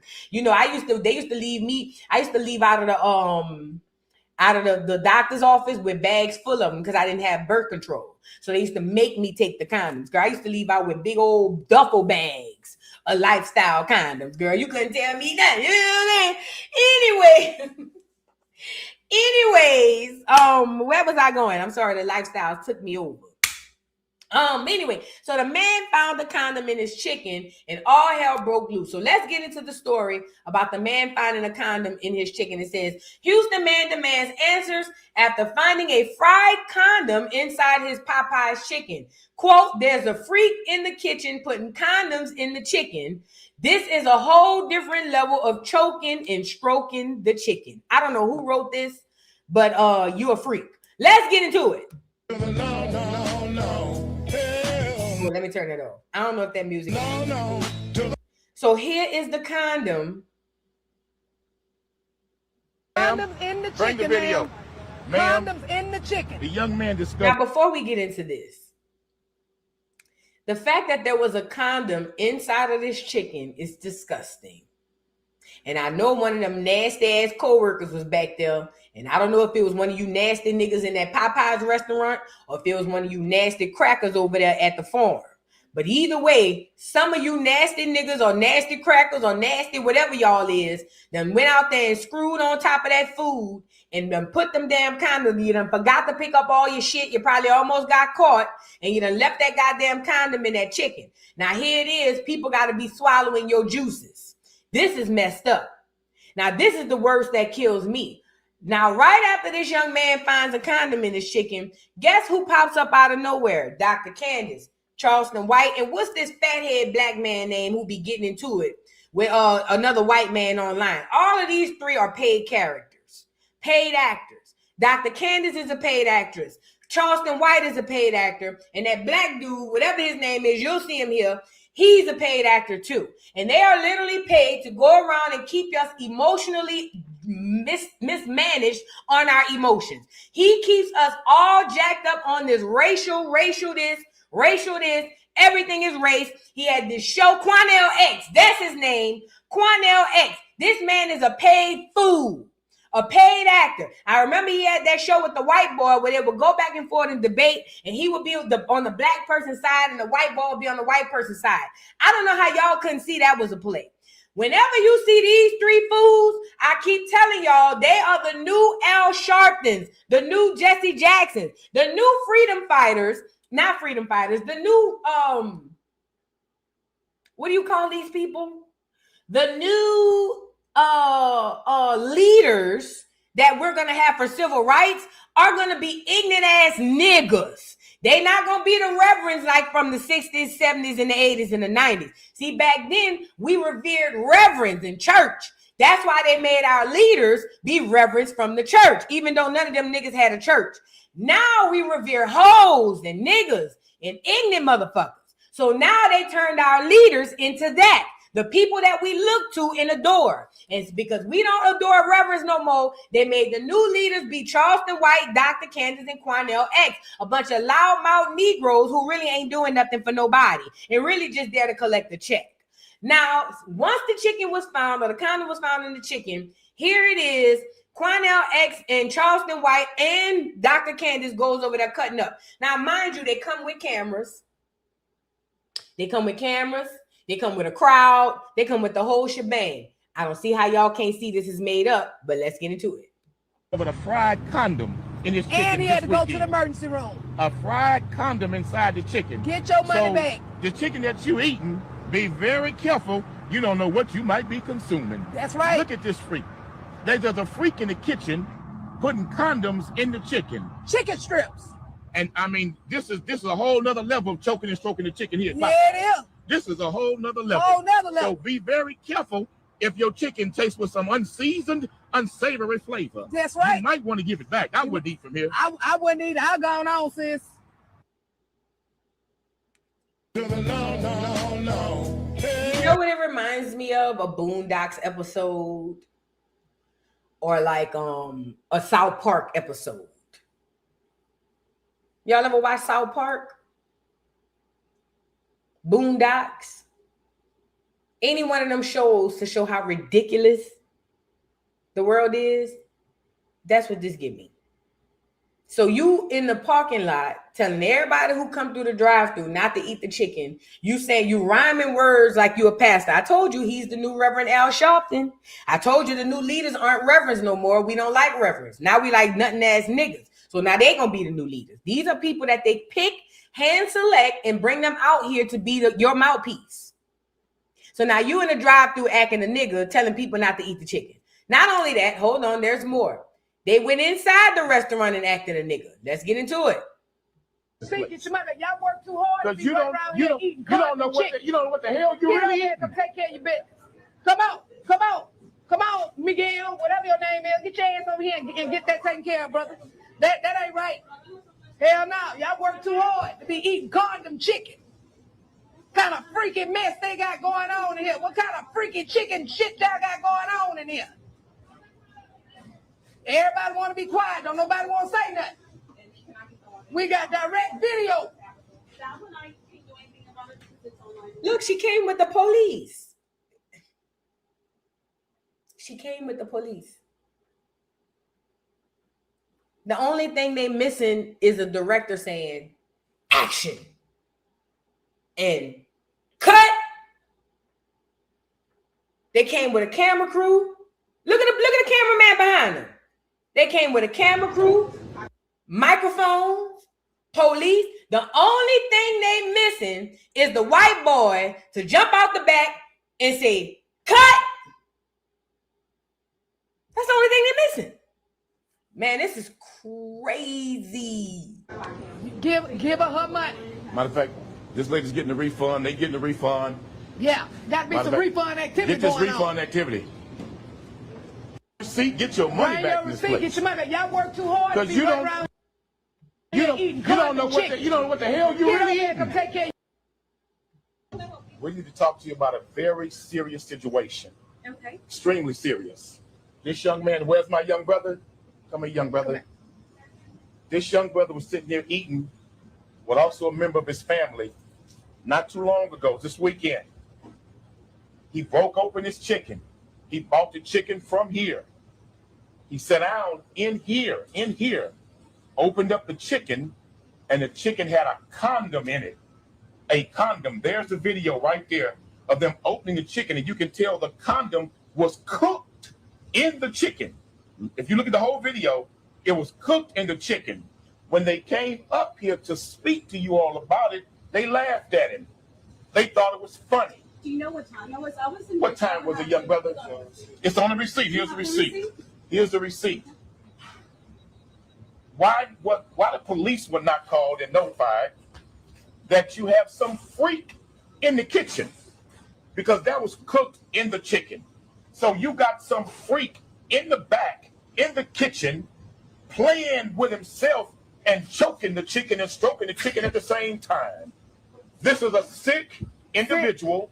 We don't know what diseases is in the condom. So again, we don't know what germs. Call my DM. I'm not sure if it was. You need to call the GM. Need to call the owner. Need to call corporate. He even had to go brothers to the and emergency sisters. room. Be careful what you eat in this Popeyes. I will not be ordering none of this damn The chicken. chicken is coming with used The condoms chicken in had it. used condoms in it. Don't you order none of that So- chicken. Get your money back. My concern is if you eat this chicken, you might want to decide if you want to swallow or spit. Yeah. But that's how sick and nasty it is eating this damn Popeyes. We need to talk to you about a very You see what I'm serious saying, situation. bro? I can't even be mad at them for real because he gonna say some stupid ass shit like you can't decide if you want to swallow or spit. Shut your nasty ass up, Quinell X. You nasty freaky nigga. Cause I know you just want to keep sliding in them nasty ass jokes, you nasty dog. I know you a freak. I can look at you by how tight that vest is. You a nasty dog. Stop trying to add in all them nasty ass doggone jokes. How many nasty jokes did he add in? You supposed to be up here advocating and you keep throwing in zingers. Nigga, I keep catching you. The hell, little nasty freak. I know he nasty. I know he got all kind of hoes running up and down Houston or wherever he from on the low who keep it quiet. I could tell he nasty. Stop with all of them jokes. We get it. Shit. Now, I don't understand why they came and did all of this. I ain't even gonna lie. Now, granted, it is disgusting that there was a condom left in the chicken. And when he said it, now that I'm thinking about it, it had to come from the restaurant. Because you would have saw it when you battered it up. You know what I'm saying? So somebody had to deliberately put that condom in the chicken. I didn't think about it until he said it. But ultimately, the point is this. Was all of this necessary? Was any of this necessary? So you ain't got a cameraman. You done went paid for police because you got to pay the police to come and protect you. So you done went paid for police, got a cameraman, all for y'all to get all the way down there and do this for why? I don't know how they're going to turn this into a racial issue, but I'm pretty positive they will if they haven't already. They're going to turn this into a race thing. I don't know how. Mind you, Popeyes, even though it's owned by a white woman now, it was created by a white man off of a black woman's back, okay? However, they're going to turn it into a race issue because they're fishing for reasons to make you emotionally charged. This is disgusting. I saw Charleston White. Hold on. Because I saw Charleston White was over there too cutting up. Hold up. Charleston White apparently heard about it. And again, I don't know how and why he's getting into this political stuff, but Charleston White went down there and started hollering at the people too, I think. Oh, let me see.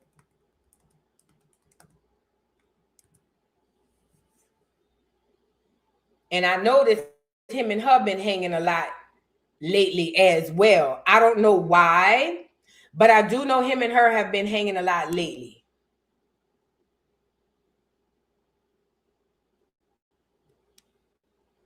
Hold on. Thought I shared it.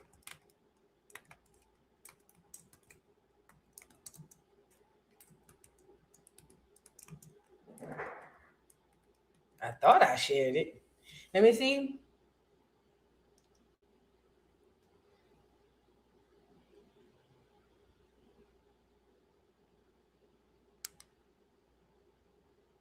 I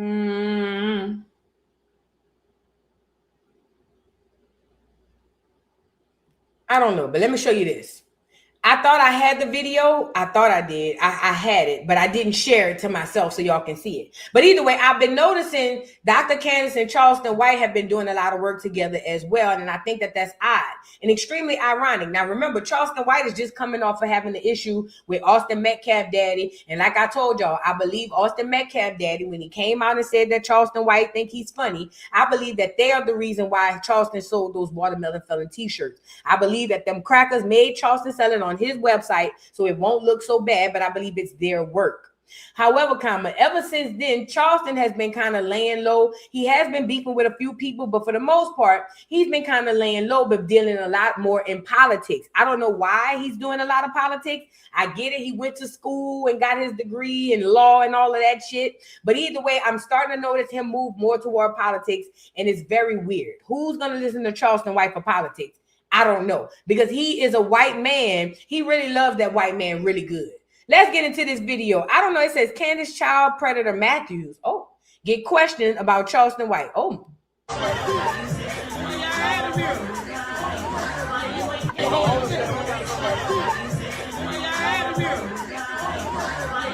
So it seems like the people are questioning her about Charleston White because she hang with him a lot, or whatever the case. But her and Charleston been doing a lot of work together.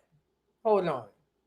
His ranting and raving and stuff like that, that's Charleston's words. Charleston is his own person. So Charleston don't speak for me. However, but I do have an issue, another issue in regards to somebody saying that I lured Charleston to the nickel so he can get hurt. That is a damn lie. That's a damn lie to come from the pits of hell. Because that ain't what I do. I don't rock like that. I don't get down like that. My thing is dealing with our people and fighting for the people. See what I'm saying? So I don't have issues with Jay Prince them and all that. I don't got no issue with that. The beef that him and Charleston them got, they grown men. They take care of their own shit. I'm not getting in that shit. That's on them. Charleston already got what he about to do, or whatever that they got going on and all of that kind of stuff, or however they doing that, that has nothing to do with me. I do not get involved with none of that stuff. That is men been happening and all that, and you know, he went through his ranting and raving and stuff like that. That's Charleston's words. Charleston is his own person. So she's getting backlash because they were saying that she lured Charleston to that place in Houston where apparently he was shot at. I don't even know if that's real, but either way, if y'all don't know, Charleston was shot at by so-called Jay Prince and his team because Charleston had been in Houston talking shit, acting like he big shit. He had already been outside of Houston acting like he can't be touched. And when he went to Houston, they're saying that she lured him to an area where Jay Prince's team allegedly shot at him. Again, I don't know how true that is, but either way, I've been noticing this click up, this mashup, and I'm here to tell y'all right now, this is not good. She is an actress. We already know Charleston is an actor, and them together politically, I don't even know why people would think this works. And also this, all of this activism, this 60s, 70s, 80s, go down and start acting a fool, acting a nigga and screaming and hollering at people. That's not going to work for Black America in 2026. See, we've grown and we've matured enough to know that y'all running down there hooping and hollering with all of that is very performative. Nothing comes from that. We've gone to the days where we as Black Americans are protesting or running around here screaming and hollering at these crackers. And when we see y'all do it, y'all look a mess. The fact that these people set up all of these cameras to go down to a Popeyes to deal with a man who found a condom in his chicken tells you that they're looking to go viral. They're looking to be in the media. They're looking to stay relevant. And even if it means finding situations, that's what they do. It's not a racial situation. It was disgusting, but it ain't racial. But either way, I just find it odd that they put these people on the political stuff. But they're there because, listen, the new Al Sharptons are going to be popular people. Okay? That's the new Al Sharptons of the world. Gone are the days where they pick a person and put them in front of us and call them a reverend. Now they're going to get the people that you already find familiar, people that you already know and trust, and they're going to make those people the activists because those people are going to be the people that you'll be more likely to believe, okay? So that's why your Charleston whites are going to be the new activists. That's why your Dr. Candaces and your Quanell X's, and this is the gag, we don't really even identify with these fools. It's just that they have more videos on the internet going viral, seemingly helping up for Black America. That's the only reason they even have a name inside of Black America. But either way, don't fall for the banana in the tailpipe, Black America. They playing in our face, setting up cameras and everything. I ain't know this, man. On another note, shout out to Cleveland, Ohio. I ain't know y'all be up there doing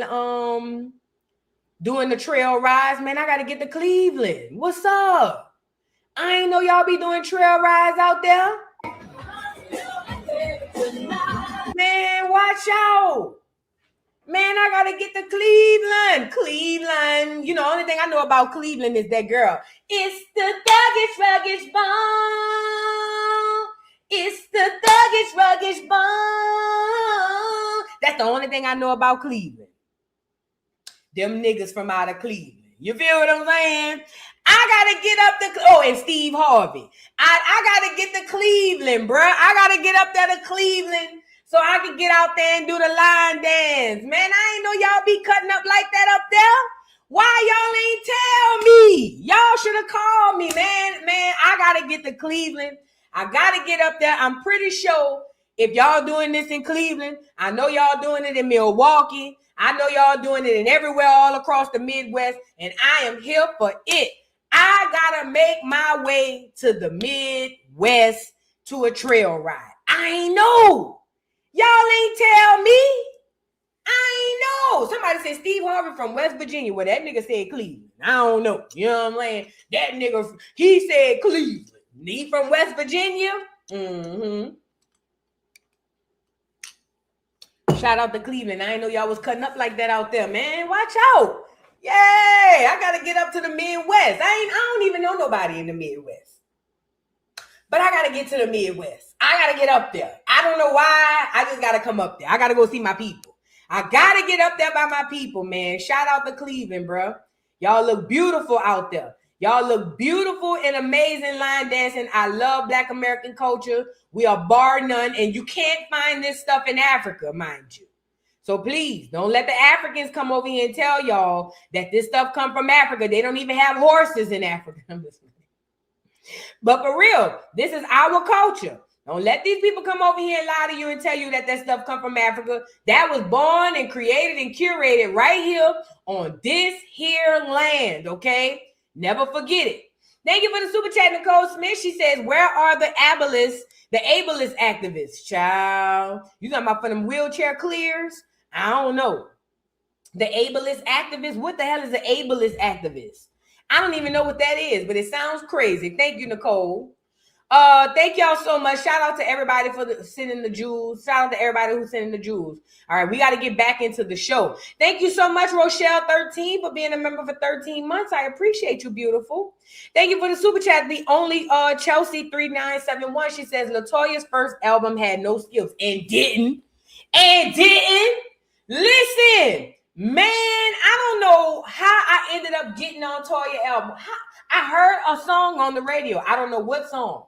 But either way, I knew a dude who was burning CDs, and I'll never forget when I went to him, I said, I need that LaToya Luckett album. We was like, oh, all right, let me get it to the roof. I remember popping that bitch in my CD player, and like you said, no skips. That girl is extremely underrated, and they made her that way so that Beyonce could shine. But you are absolutely right, the only Chelsea. LaToya's first album had 0 skips. Facts. Facts. I had the album. You can't tell me. I know I had the album. Okay. And shout out to everybody sending the jewels, like I said. All right, we got to move back into the show. Shout out to everybody. Let's get back into the show. Yeah, they played Toya bad. They played Toya bad. They did a bad. They did a bad. They did a bad. Because if Toya would have came out, listen to me. If LaToya album would have came out when Beyonce was first trying to pop off, Toya would have got more traction. I ain't gonna say more traction. She would have got enough traction to make her a competitor. And that's why they made sure you go over here. We gotta focus on Beyonce. You know what I'm saying? All right, now let's get into some education. Y'all get the likes up. Get the likes up. Shout out to this brother. Y'all know how AAVE stands for African American Vernacular English? This brother says, and I love this idea, we need to change that to Aboriginal American Vernacular English. And let me tell you why. First of all, AAVE, the first part that's an issue to that is African American. You got nothing but Africans running around here claiming to be Americans simply because they are continental Africans who live in America. Hold on, I'm about to show you. Let me pull up a video so you can see. Let me show. I just seen this video 50 times. African, hold on.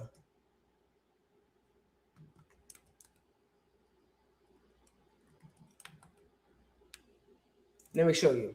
So you got none but Africans coming to America, swearing to God that they are African Americans simply because of the term African and America. So if we have the term AAVE, right? Here you go. If we have the term AAVE, then calling it African American Vernacular English literally makes it theirs too. Because remember, they've been going around swearing to God that they're African as well. Look. African Americans, we're Sudanese Americans. Yeah, we are African Americans because Sudan is in Africa, so we're African I know that. That's a whole separate question. Because Dr. Umar actually, we are African, created his own by definition. the term, and that's why some Black Americans say they don't want to be called African Americans because they don't feel like they have any ties to Africa. I think reparations should be different for African Americans compared to us because we just got here. No, we don't. They need deserve but you know most of reparations. I'm gonna tell you this right now. We shouldn't even be in the conversation of reparations because we're not descendants of slavery. Reparations from the how we were colonized in Africa. Yeah, we can get reparations from France and Britain and them, but we don't need to get reparations here at all. Yeah, we'll never get it. Can I ask this question? What are the nuances or parallels to the South Sudanese or African with the Black American experience? When I was growing up, most of my friends were African, and when I would say like stuff about Black people, they're like, oh no, I'm not Black, I'm African. And our parents would say that too. I would hear their parents say the word akata like towards Black people. So I just don't think that our generation feels like that. I think it's the older generation that really feels like the separation more, just because they were. One thing I can't stand is pause, because I didn't even need to go that far. That girl has some crazy eyes, huh? African Americans, we're Sudanese Americans. They're already adopting the term African American because they're Africans living in America. And remember, when Jesse Jackson gave us that term, because he gave it to us, when Jesse Jackson gave us that term, that was the purpose, so that we identify with that term, and that gives all of the Africans moving to America a way in to steal our shit. Are y'all following me? Put a 3 in the chat if that makes sense. If we identify as African Americans, when the African come here, they technically will be really African American, and they'll be able to lay claim to everything that we created under that moniker, African American. And this is why Jesse Jackson came to us and told us to become African American, so that it gives them an easier way to come in later and steal from us. These are the facts, okay? So now we have AAVE, right? African American Vernacular English. Now, it wasn't an issue until we started having the battle with a crap ton of Africans, and we're battling over identity. So we have people who first came to America, swore to God that they were African, don't call them black, we're different, I know where I come from, you don't. Remember they was talking all of that cash money shiz naive?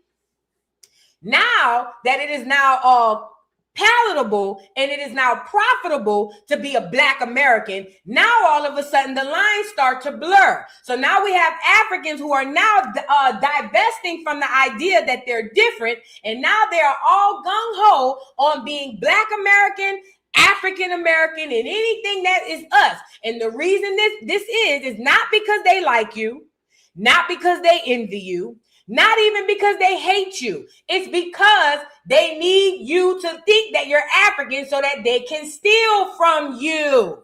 The longer you think that you're African, the easier it is for them to steal. Because if you're African and they're African, then that means they are the mother and you are the child. Because they come from the continent, you don't know where you came from. That's the logic in these Africans. Okay?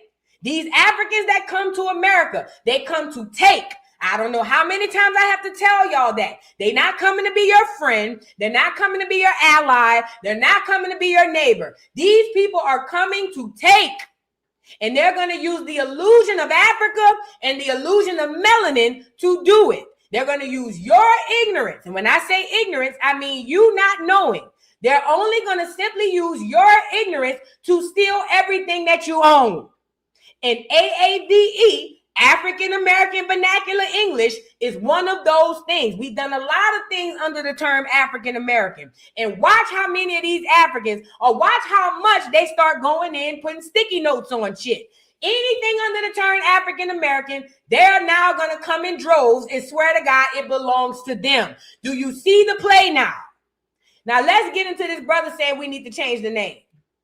And from now on, AAVE stands for Aboriginal American Vernacular English. Because who the hell changed Ebonics to African American Vernacular? Bruh, Ebonics came from and originated from the so-called Black Americans, the American Indians.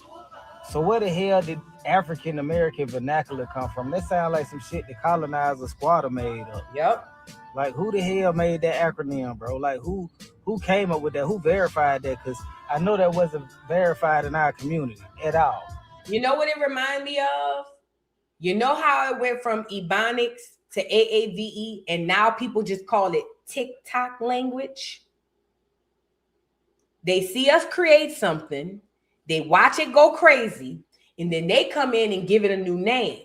Because under the new name, they will own possession of it. Does that make sense?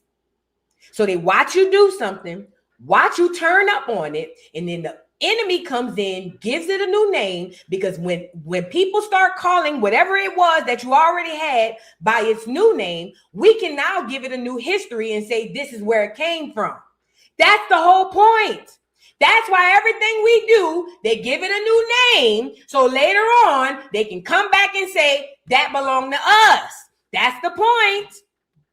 So I'm going to need for y'all to stop running with that, and if y'all going to run with that, we're going to go with Aboriginal American Vernacular. You hear me? Other than that, bro, it's just plain Ebonics. Y'all got to quit with all this new internet shit, internet names and shit, bro. I ain't no African American Vernacular, bro. It's Ebonics or Aboriginal Vernacular, Aboriginal American Vernacular, or it ain't none, bro. You hear me? Because listen, if we continue to call it African American Vernacular English, they're going to come in and they're going to take that too. Because I told you, they're stealing everything that ain't glued or screwed to the ground. These are people with no origin.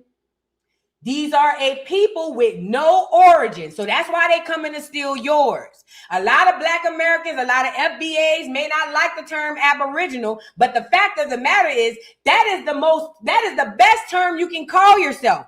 Aboriginal simply means from the beginning.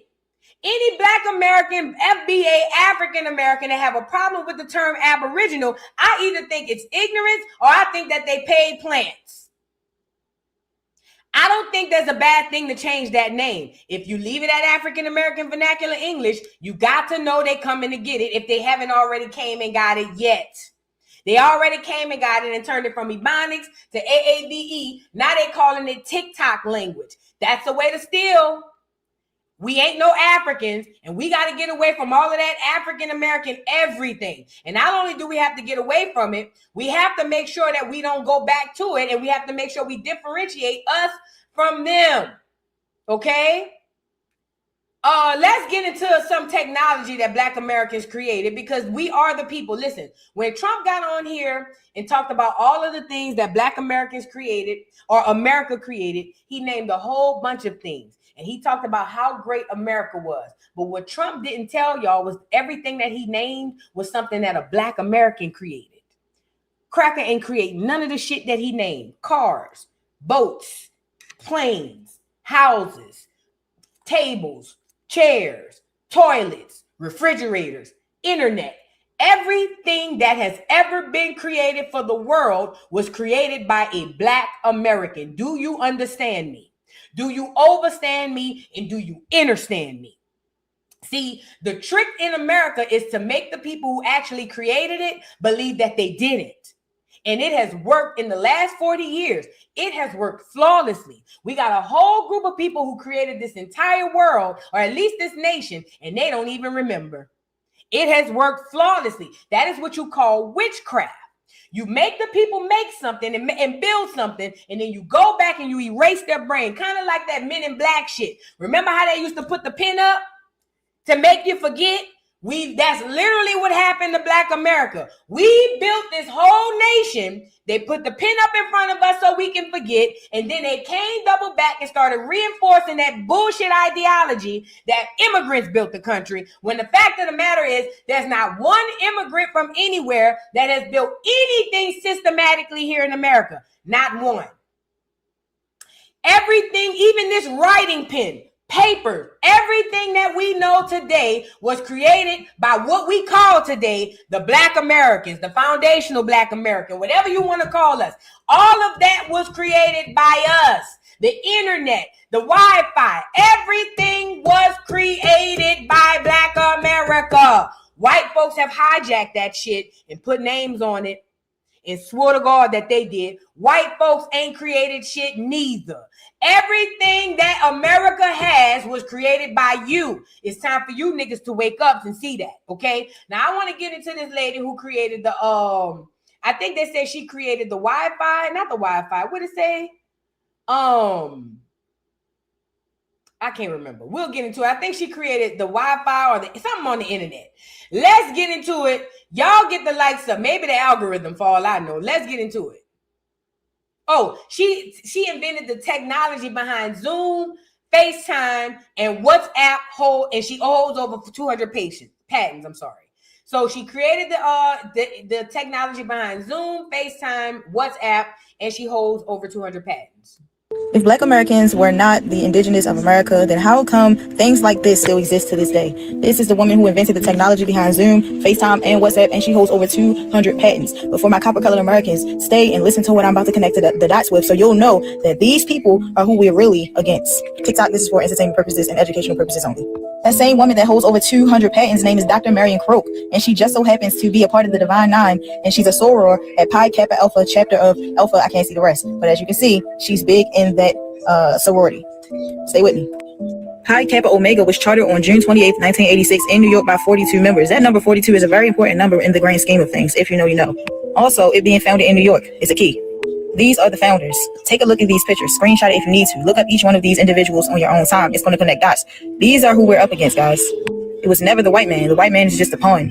When you're in a sorority, you are known as a soror. So you and everybody that's connected to you are a soror. That's the Latin word meaning sister. So they call each other sisters. It's a sisterhood, the sisterhood, sisterly, okay? Everything stems from the Black woman. Is especially prominent within Black Greek letter organizations, the Divine Nine. Come on, y'all. So the connection between the sorors of the Divine Nine, which are all of the divine Black collegiate Greek letter sororities, and they also have fraternities as well, but we're not talking about them. And the Eastern Stars are the female faction of the Masonic Temple.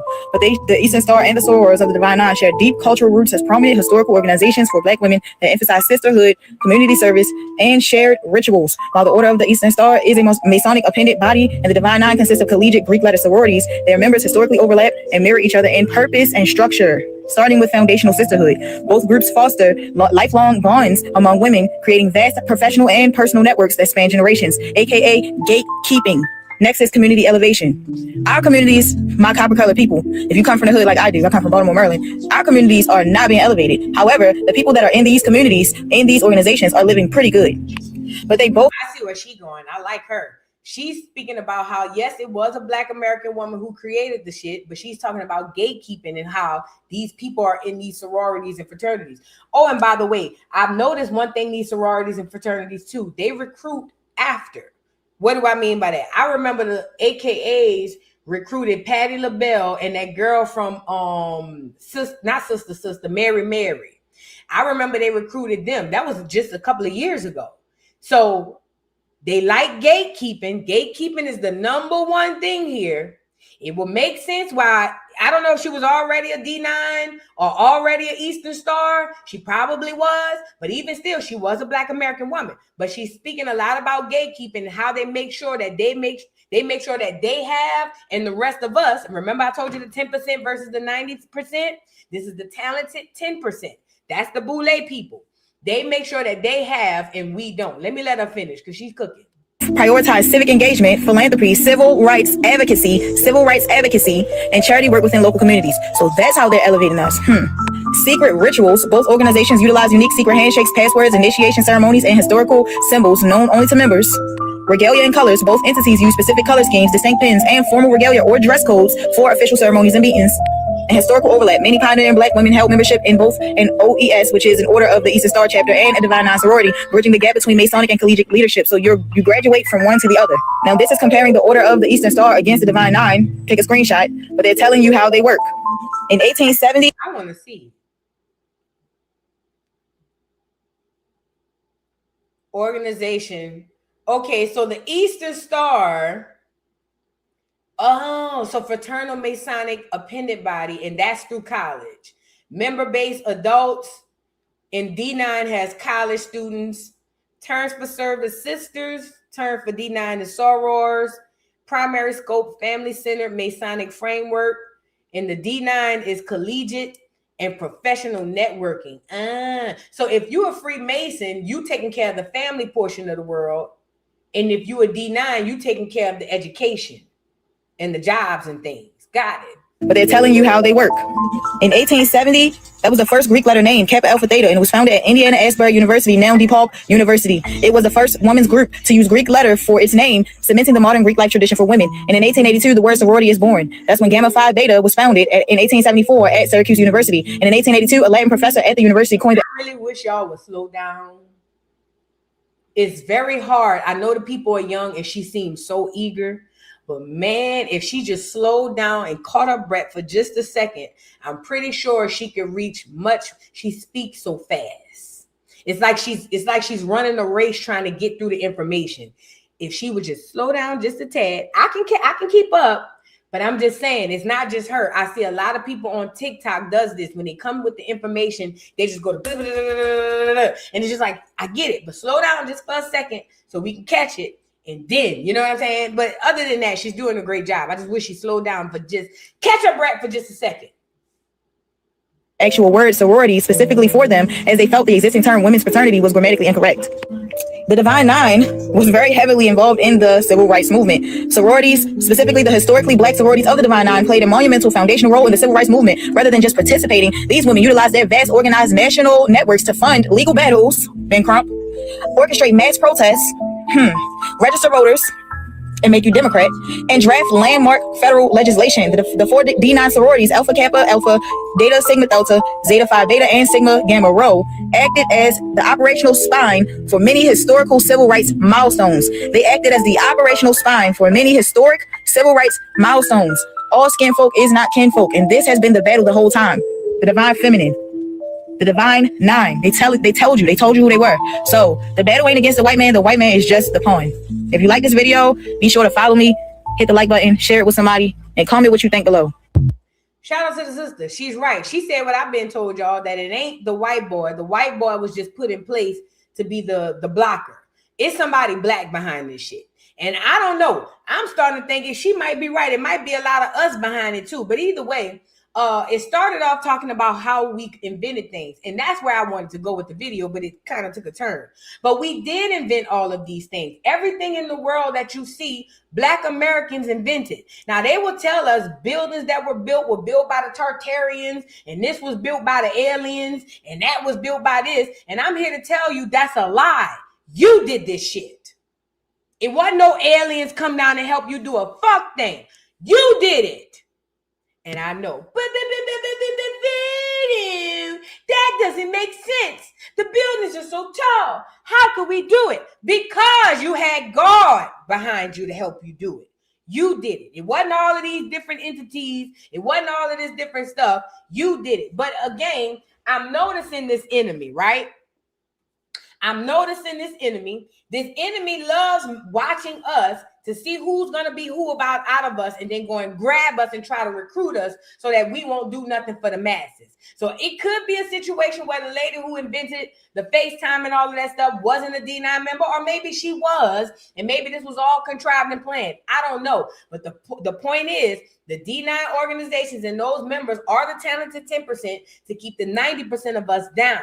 Though they are there to literally keep their foot on our necks, and they've done a great job at that. It's time for us to wake up and understand what we're up against. I get it. We got family members that ski-wees and all of that.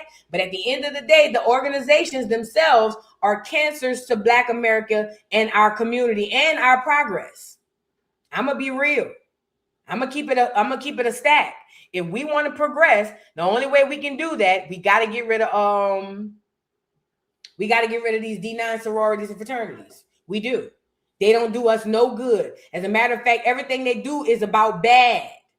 We got to get rid of these D9 sororities and fraternities. All right, y'all, let's move on. I want to read a couple of super chats. Thank you for the super chat. How do you say your name? Hold on, I can't see.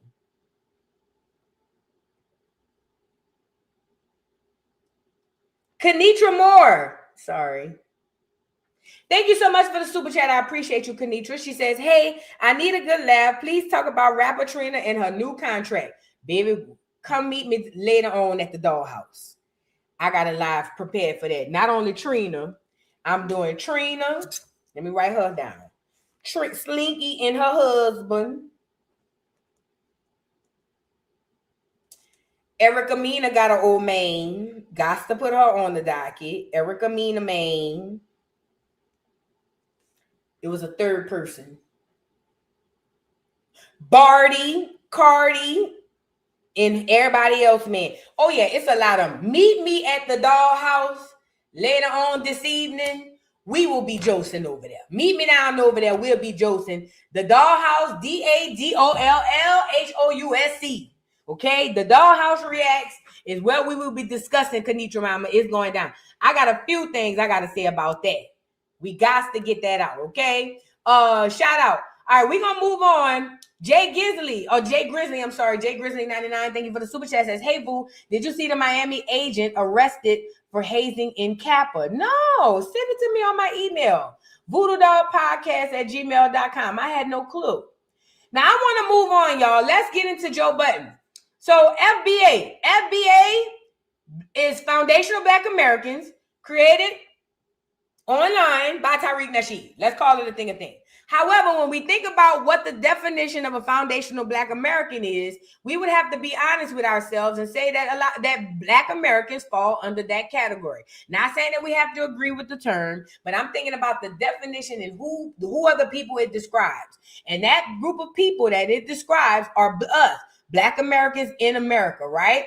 Now, I told y'all the other day, I've been seeing on Twitter, there's this internal conflict that's about to arise. I'm here to tell you now, they're trying to create an internal conflict between the African Americans or the Black Americans who identify as African Americans, and they're trying to get them to beef with the Black Americans who identify with foundational Black Americans. This is a made up beef. I need FBA to hear me out. Not just FBA, even my Pan-African Black Americans. I need y'all to hear me out. This is a made up beef so that y'all could start infighting, okay? I know I'm about to get on Joe Budden, but this is a side note.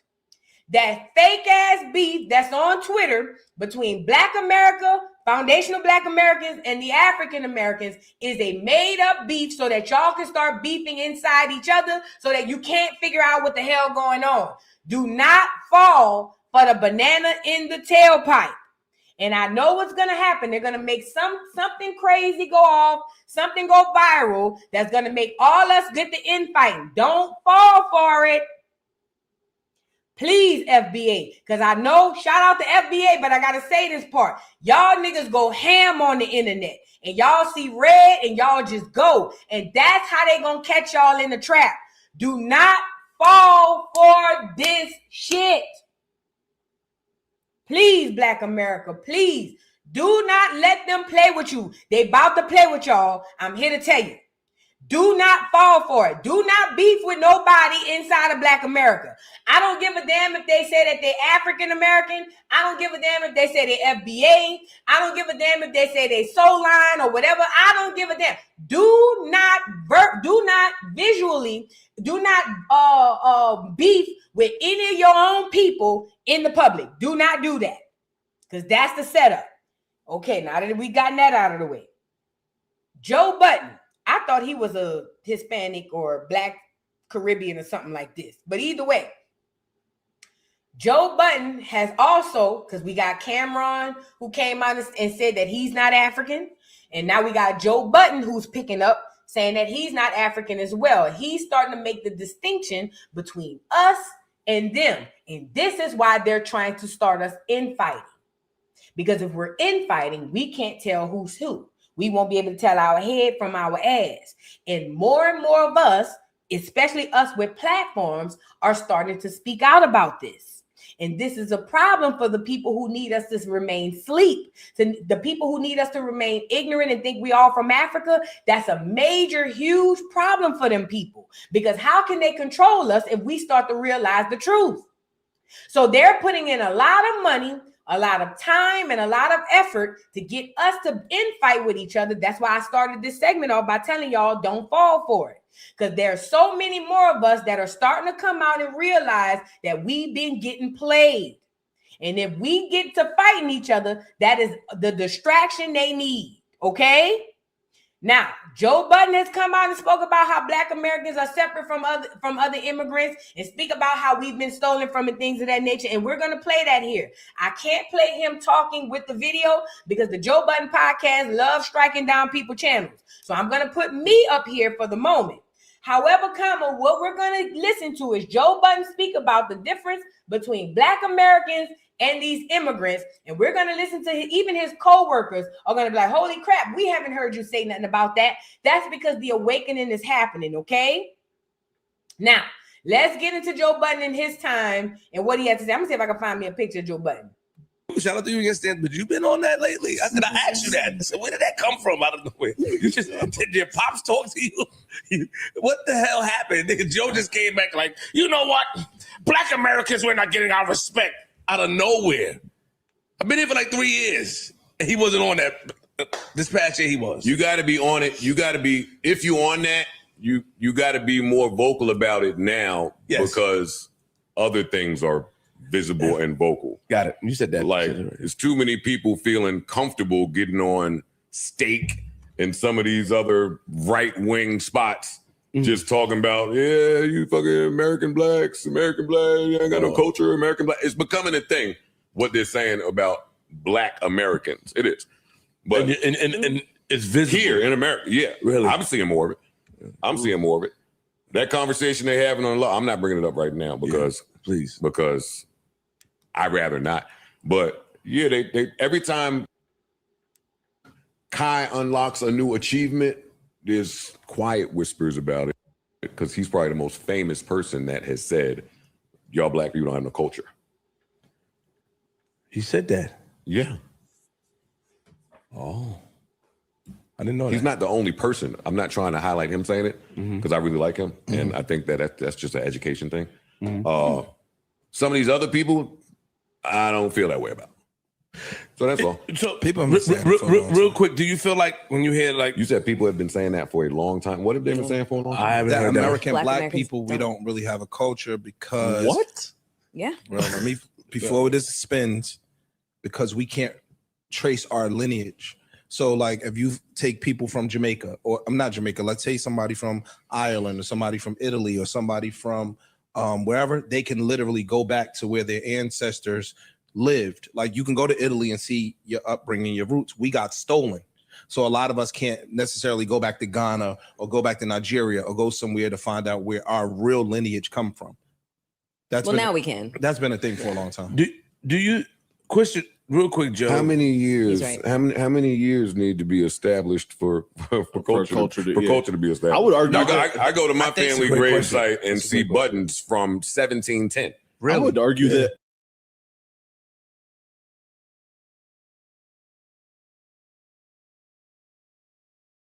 Let me say this, y'all, because them grave sites are genealogy, okay? A lot of your genealogy, if you have a family grave, that's where you need to start for your genealogy, because your family is right there in the grave, okay?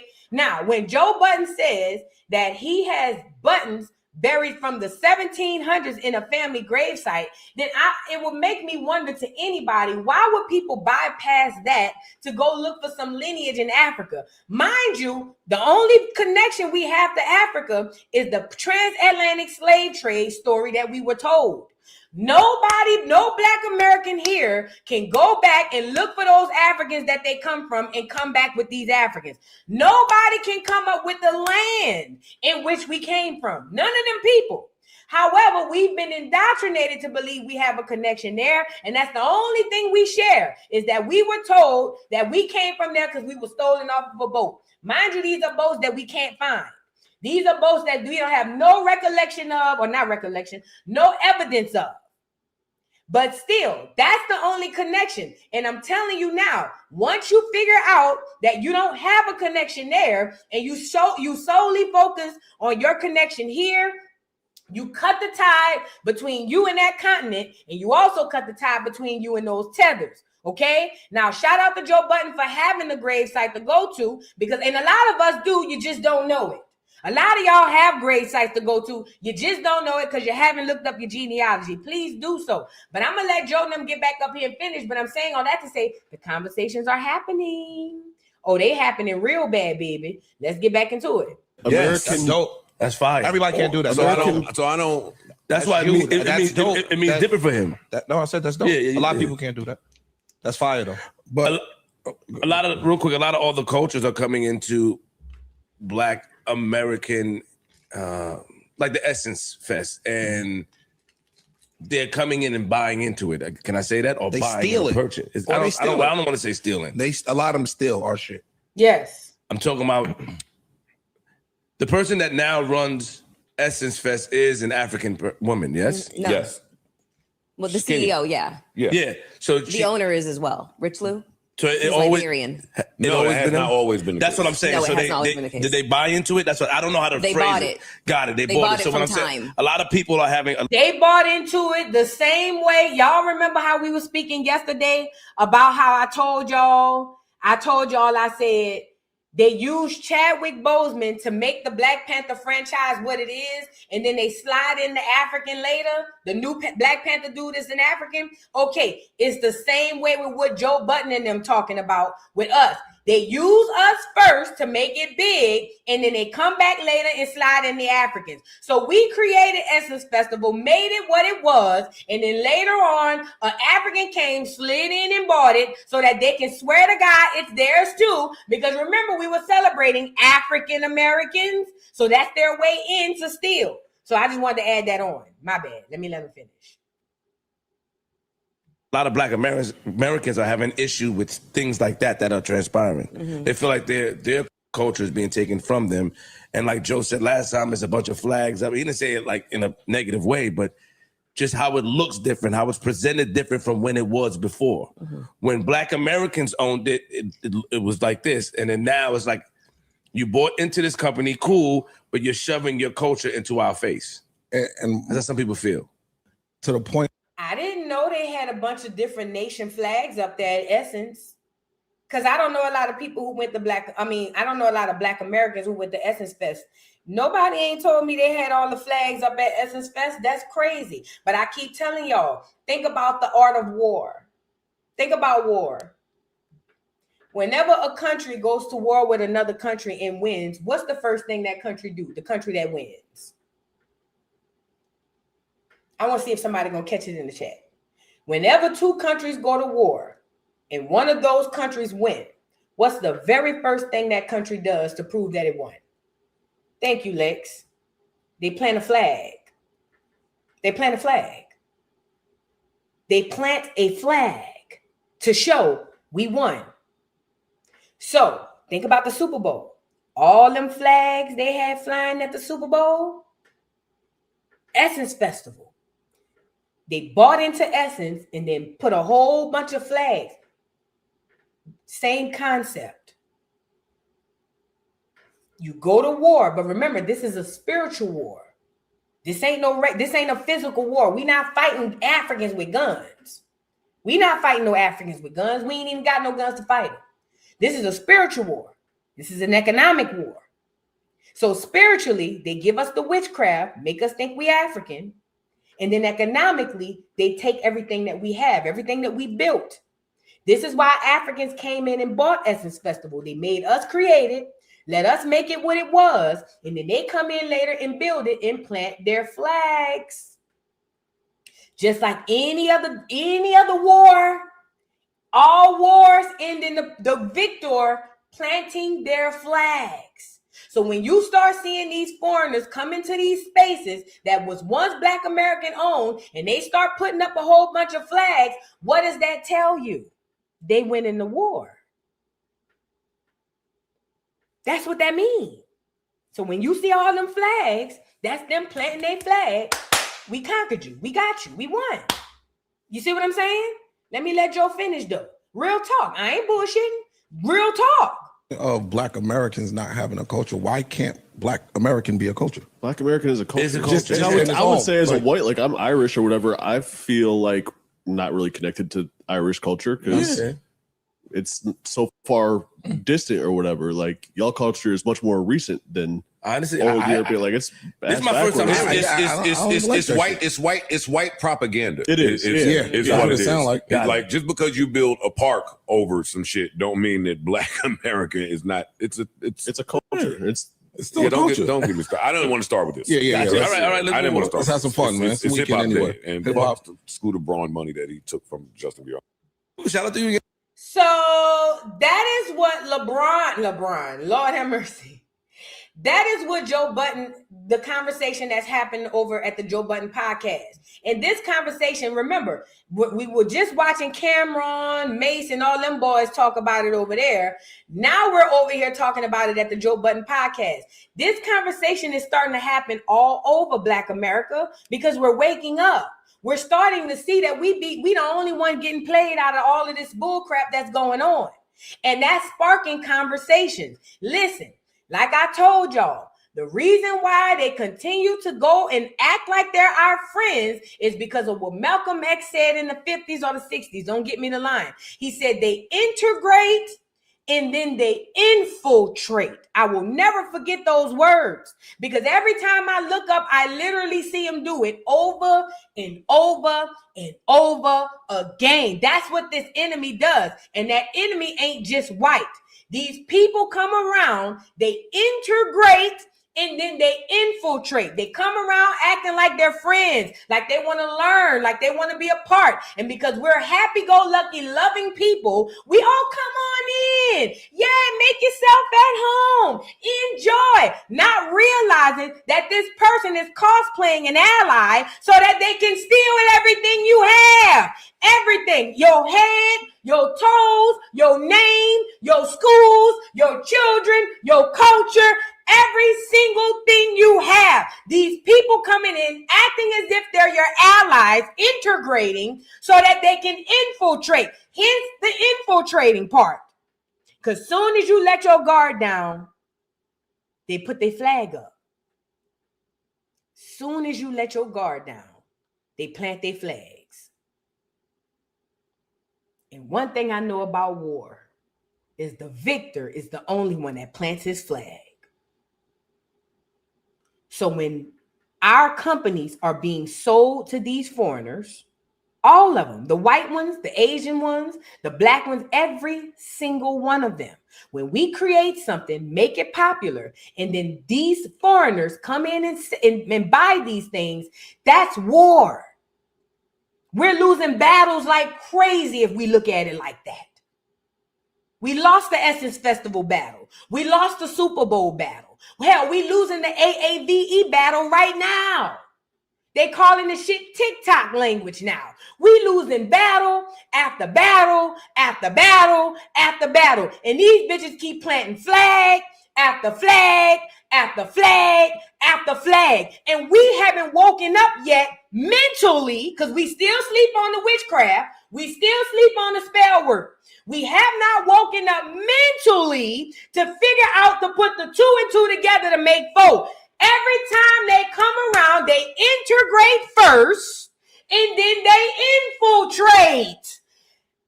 I don't know how else to put it to you. I don't know how else to make you see it. It's right there in your face. They play like they're your friend and then they steal everything you got.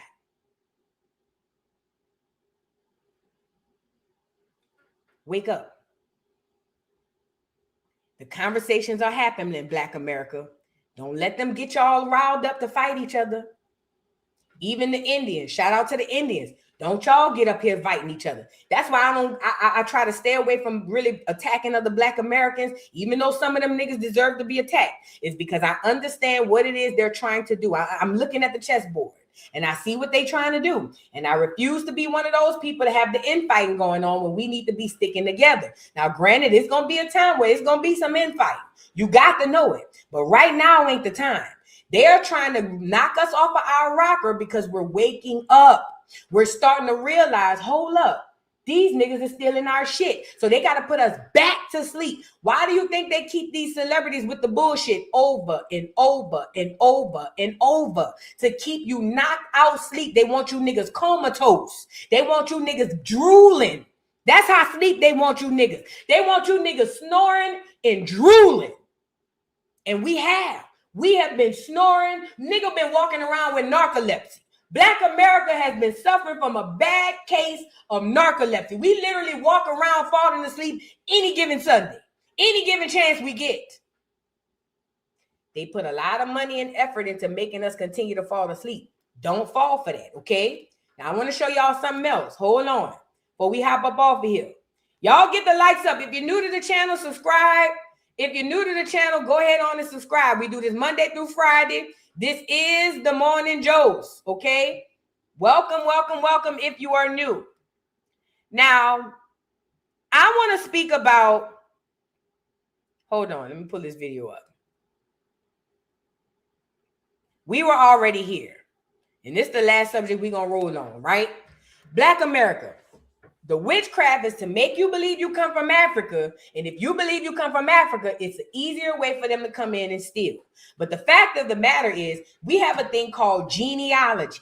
All genealogy is a paper trail, documentation of who you are and all of the people that came before you. Black Americans are the most documented people on the face of this earth. If you really truly want to know who you are and where you came from, all you have to do is follow the paper trail, okay? Now, why is this important? Because if you follow this paper trail, you'll see that we did not come from Africa. Because you'll go even further back than Columbus and see that even before Columbus came to the Americas, because he never came to North America, we were already here. A lot of us can go to grave sites and find graveyards from people in the 1400s, 1500s, 1600s, 1700s to prove that. However, if you still need extra advice or extra word of mouth to make sure you know it's true, genealogy is the only way to do it, okay? So, Black America, I'm here to tell you, you didn't have an ethnogenesis. No, you didn't. You ain't no mixed mutt. You ain't mixed with no African. You ain't mixed with no Native American. And you ain't mixed with none of that other shit they lied and told you mixed with. You is a nigga through and through. You a Black American. You the same Black American you was 100 years ago, 200 years ago, 500 years ago, 1,000 years ago, and 10,000 years before that. You are the very same Black American you was then than you are now. Another form of witchcraft is to make you believe you a mixed up mutt and you don't know where you come from. Y'all need to drop that shit. That ideology that you a mixed up mutt, mixed with African, mixed with Native American. Drop that shit because it's not true. As nothing about that is true. Leave it, throw that shit away in the trash can and burn the whole garbage can. Do you hear me? You ain't mixed with nothing unless you have somebody specifically in your bloodline where you can find the mixture. Black Americans are not mixed people. We the most whole people on the face of this earth. We the most ancient people. Yeah, I said it. But that's not true. The ancient man comes from Africa. Bullshit. The ancient man, I'm sorry, I'm stumbling over my words. Let me slow down. The ancient man come from right here under my feet, and I'm in Georgia. You see what I'm saying? The oldest ancient person, melanated, ever found was found right here in America. Africa is not the motherland. You standing in it. Why you think all of Africa want to come over here? They know where the motherland at. You the only one been tricked to believe that it's over there. Mind you, all of them want to come over here. Okay? Now, we were already here, Black America. The only way for you to figure that out is through your genealogy. So please get it started if you have not already. Let me play this brother speak about how we were already here. Y'all get the likes up. All right, it's Dre Chosen, and I'm back with another one to prove that we were already here. Now, this archive that we'll be going over today is the distinctive characteristics of the Aboriginal race of America. And this was written in 1844 by Samuel George Morton. All right, now let's get this going. It is not my present intention even to enumerate the many theories which have been advanced in reference to the origin of the American nation, although I may in the sequel inquire whether their genealogy can be traced to Polynesians or Mongolians, Hindus, Jews, or Egyptians. Nor shall I attempt to analyze the views of certain philosophers who imagine that they have found not only a variety of races, but several species of man among the Aborigines of this continent. It is chiefly my intention to produce a few of the more strikingly characteristic traits of these people to sustain the position that all the American nations, excepting the Eskimo, are of one race, and that this race is peculiar and distinct from all others. Physical characteristics. It is an adage among travelers that he who has seen one tribe of Indians has seen all. So much do the individuals of this race resemble each other. Notwithstanding their immense geographical distribution and those differences of climate which embrace the extremes of heat and cold. Translation. What they're saying is, if you seen one of them niggas, you seen them all. They all look alike. That's all they're saying. Not saying they all look alike, but what they're saying is we have a distinct look and we all kind of are very similar. That's what they're saying. It don't matter where they're from. If you've seen one, you probably seen them all. The half-clad Huajan, shrinking from his dreary winter, has the same characteristics, lineaments, though in the exaggerated degree as the Indians of the tropical plains. And these again resemble the tribes which inhabit the region west of the Rocky Mountains. those of the Great Valley of the Mississippi. Now, that's where we was at, right? That area.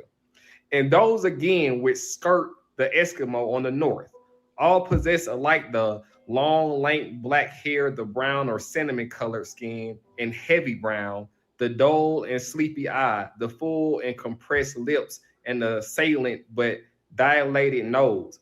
These traits, moreover, are equally common to the savage and the civilized nations. Now, they remember who they wanted to call the savage and who they wanted to call the civilized nation. Now, remember, let me add this too. Now, they're describing the Indians pre-Columbus. If you let the Native Americans tell it, they're supposed to be describing them. Copper tone.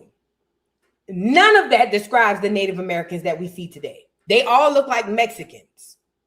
But the Native Americans are taking on the identity of the Indian because we've been indoctrinated to believe that they are the real Indian. They are not. They are stand-in players. They are actors acting as if they are the real indigenous because we are the real ones, okay? They are very pale. Yes, very pale skin. Extremely pale skin. But if you look at the way they describe these people, you'll never hear them describe a Native American. Ever, ever, ever. Let them finish cooking. Said there were indigenous people who had the cinnamon color or heavy brown. This would be considered heavy brown. All right. Look at me. Look at that. Okay. I don't see this is what pops up when you type in heavy brown. Why don't any Native Americans look like that today in the South of the United States? I can tell you why. Okay. Tell me, where did the heavy brown indigenous people go to? Okay. He's not talking about Africans this color. He's talking about Aborigines that's this color. That's us. If you like what I'm showing so far, please repost this so the message can get out.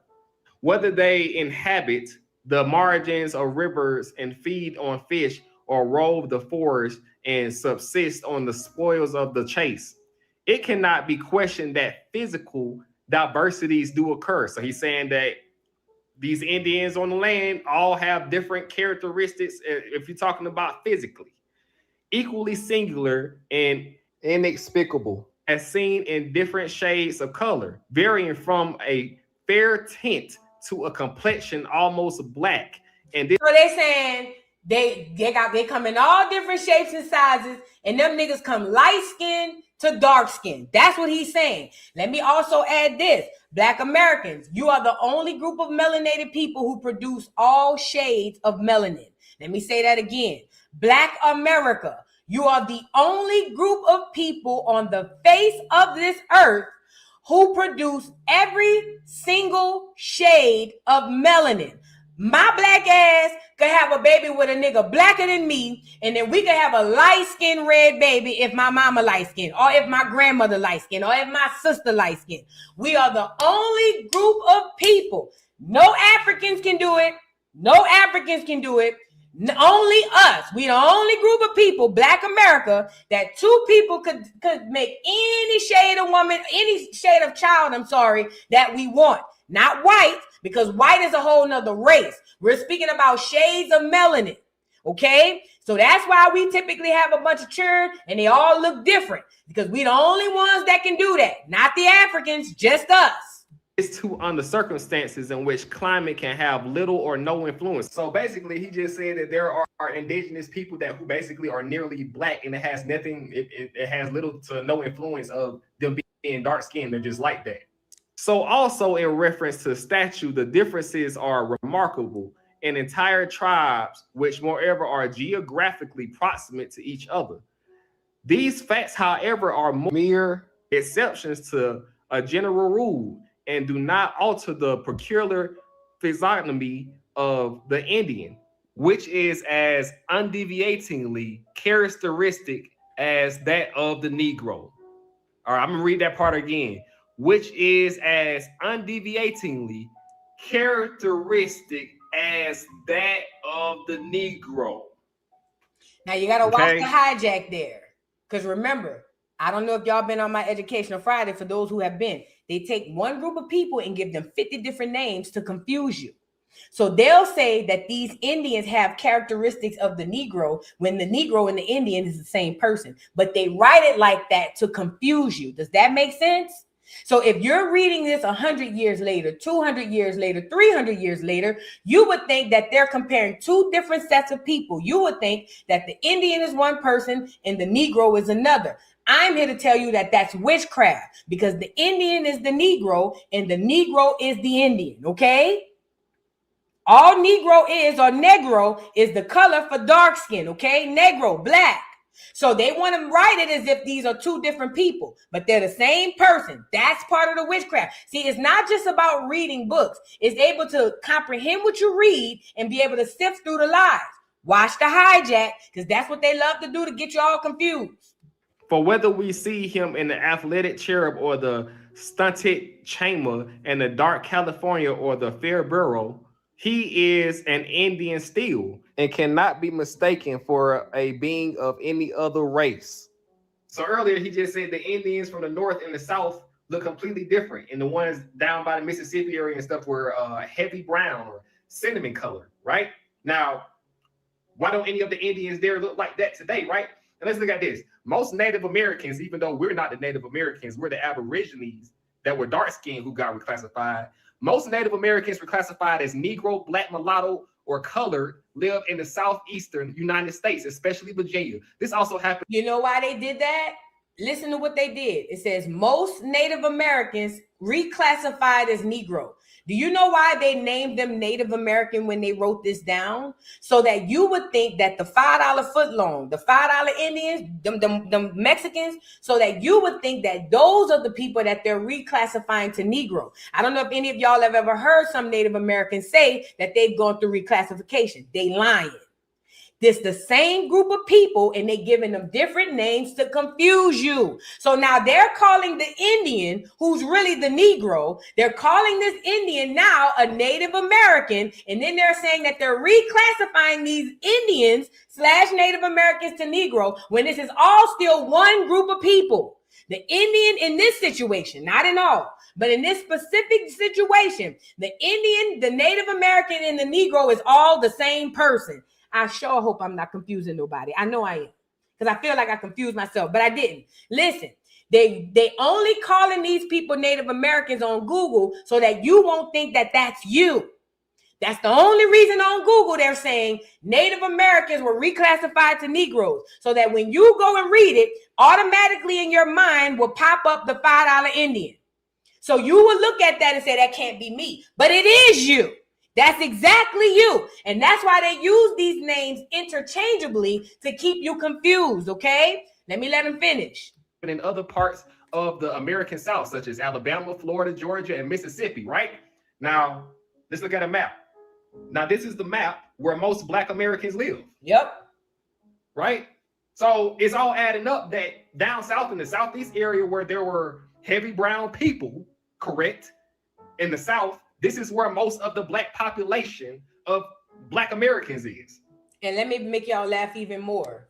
I don't know where y'all live, but I'm pretty sure wherever you live, especially if you live around buku Black people, it's the Indian Creek, Indian, something with an Indian name, Indian Village, Indian Creek Way, Achapalaka River. All of these Indian. Y'all put a 3 in the chat. I don't know where y'all live. I live in New Orleans, and I'm live in Georgia, but I'm from New Orleans. And in Georgia, when I ride up the interstate, it's number Indian this, Indian that. Indian this, Indian that. In Louisiana, it's Indian this, Indian that. Indian this, Indian that. Does that make sense? Okay, so that means they're telling you without telling you that you the Indian. They want you to believe it's the Native American. First of all, ain't but a handful of them motherfuckers. So it can't be them.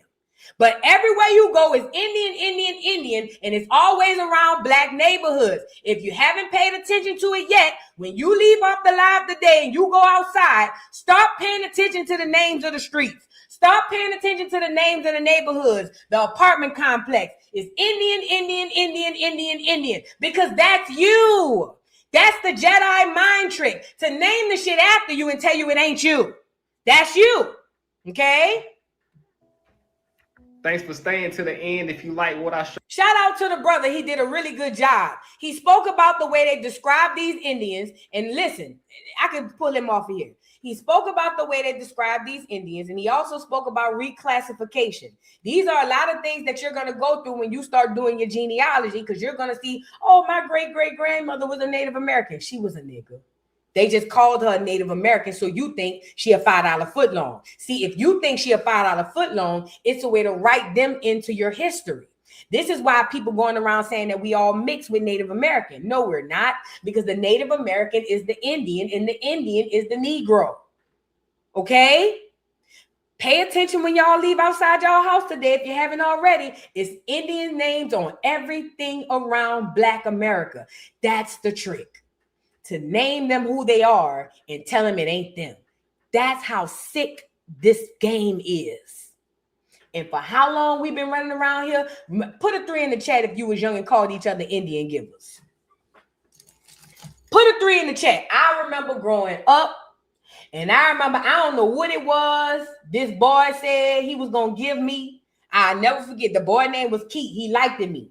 He gave it to me, and I'll never forget, he got mad because I wouldn't hug him or something, and he took it back. And I said, you an Indian giver. And we were going back and forth. We kept calling each other Indian givers, Indian givers, Indian givers.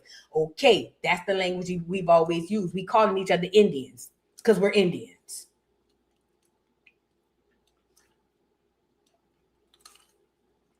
Remember back in the 90s, it was lit to say you had Indian in your family? Yup, Indian burn. Yup, all that. That's us. That's us. But I ain't gonna beat the dead horse on the Indian stuff. But what I do want to show you guys is how they play the game out here. They got us believing one thing when it's something completely different. We were already here, Black America. We were already here. We didn't come off no boat. We ain't mixed up mutts. We were already here and we were reigning. We owned this shit. We had our own infrastructure. We had our own economy. We even had our own politics. We had all of our own, but slowly but surely it was taken away from us through civil rights. It was taken away from us. And then we were left about 40 years in blindness, in darkness. We didn't know where the hell we was coming or going. And then they dropped a bunch of immigrants on us. That's where we're at today. They dropped us a bunch of immigrants on our head. And then now we over here windmilling for our lives. Black America, please, if you don't do nothing else, do your genealogy. That DNA test is some bullshit. Do your genealogy, okay? And remember who you are. But you can't remember who you are until you know who you are. And the only way to know who you are is if you do your genealogy. Lady Tay Stan, thank you so much for becoming a new member. Thank you so much. I appreciate you, beautiful. And Will, hey, my handsome love. Thank you so much, beautiful, for being a member for 14 months. I appreciate you. Thank you, boo. And shout out to everybody else in the building. Y'all, we do this Monday through Friday. This is the Morning Joce. Make sure y'all like the video, subscribe to the channel so y'all can catch up when we go live and upload content. I will be uploading more content here soon. Lady Tay, thank you so much for being a member for 22 months. Says, we are getting it back because we are awake now. Teach y'all children. Absolutely. Teach y'all kids. With that being said, though, I got to hop up off of here. Y'all make sure y'all take care of yourselves. Do the research. Research everything I said. Make your own informed decisions. Use your discernment and pay the information forward. Help out somebody else Black. I love y'all. Take care of yourselves. See y'all tomorrow. Peace. Can you hear me now? Oh, let's go. It's your boy Big Chew, the voice of the beat. You know what I won't blaze up. Come on, blaze up. It's the beat for me. Wow, wow, wow, wow, wow, wow, wow, wow, wow, wow, wow, wow, wow, wow, wow, wow, wow, wow, wow, for your guy, for your B-O-Y. Drop it for your guy, for your B-O-Y. Do it for your guy, for your B-O-Y. Come on, baby, we love. For your boy, for your boy. Also for your boy. Fix it for your boy. Drop it for your,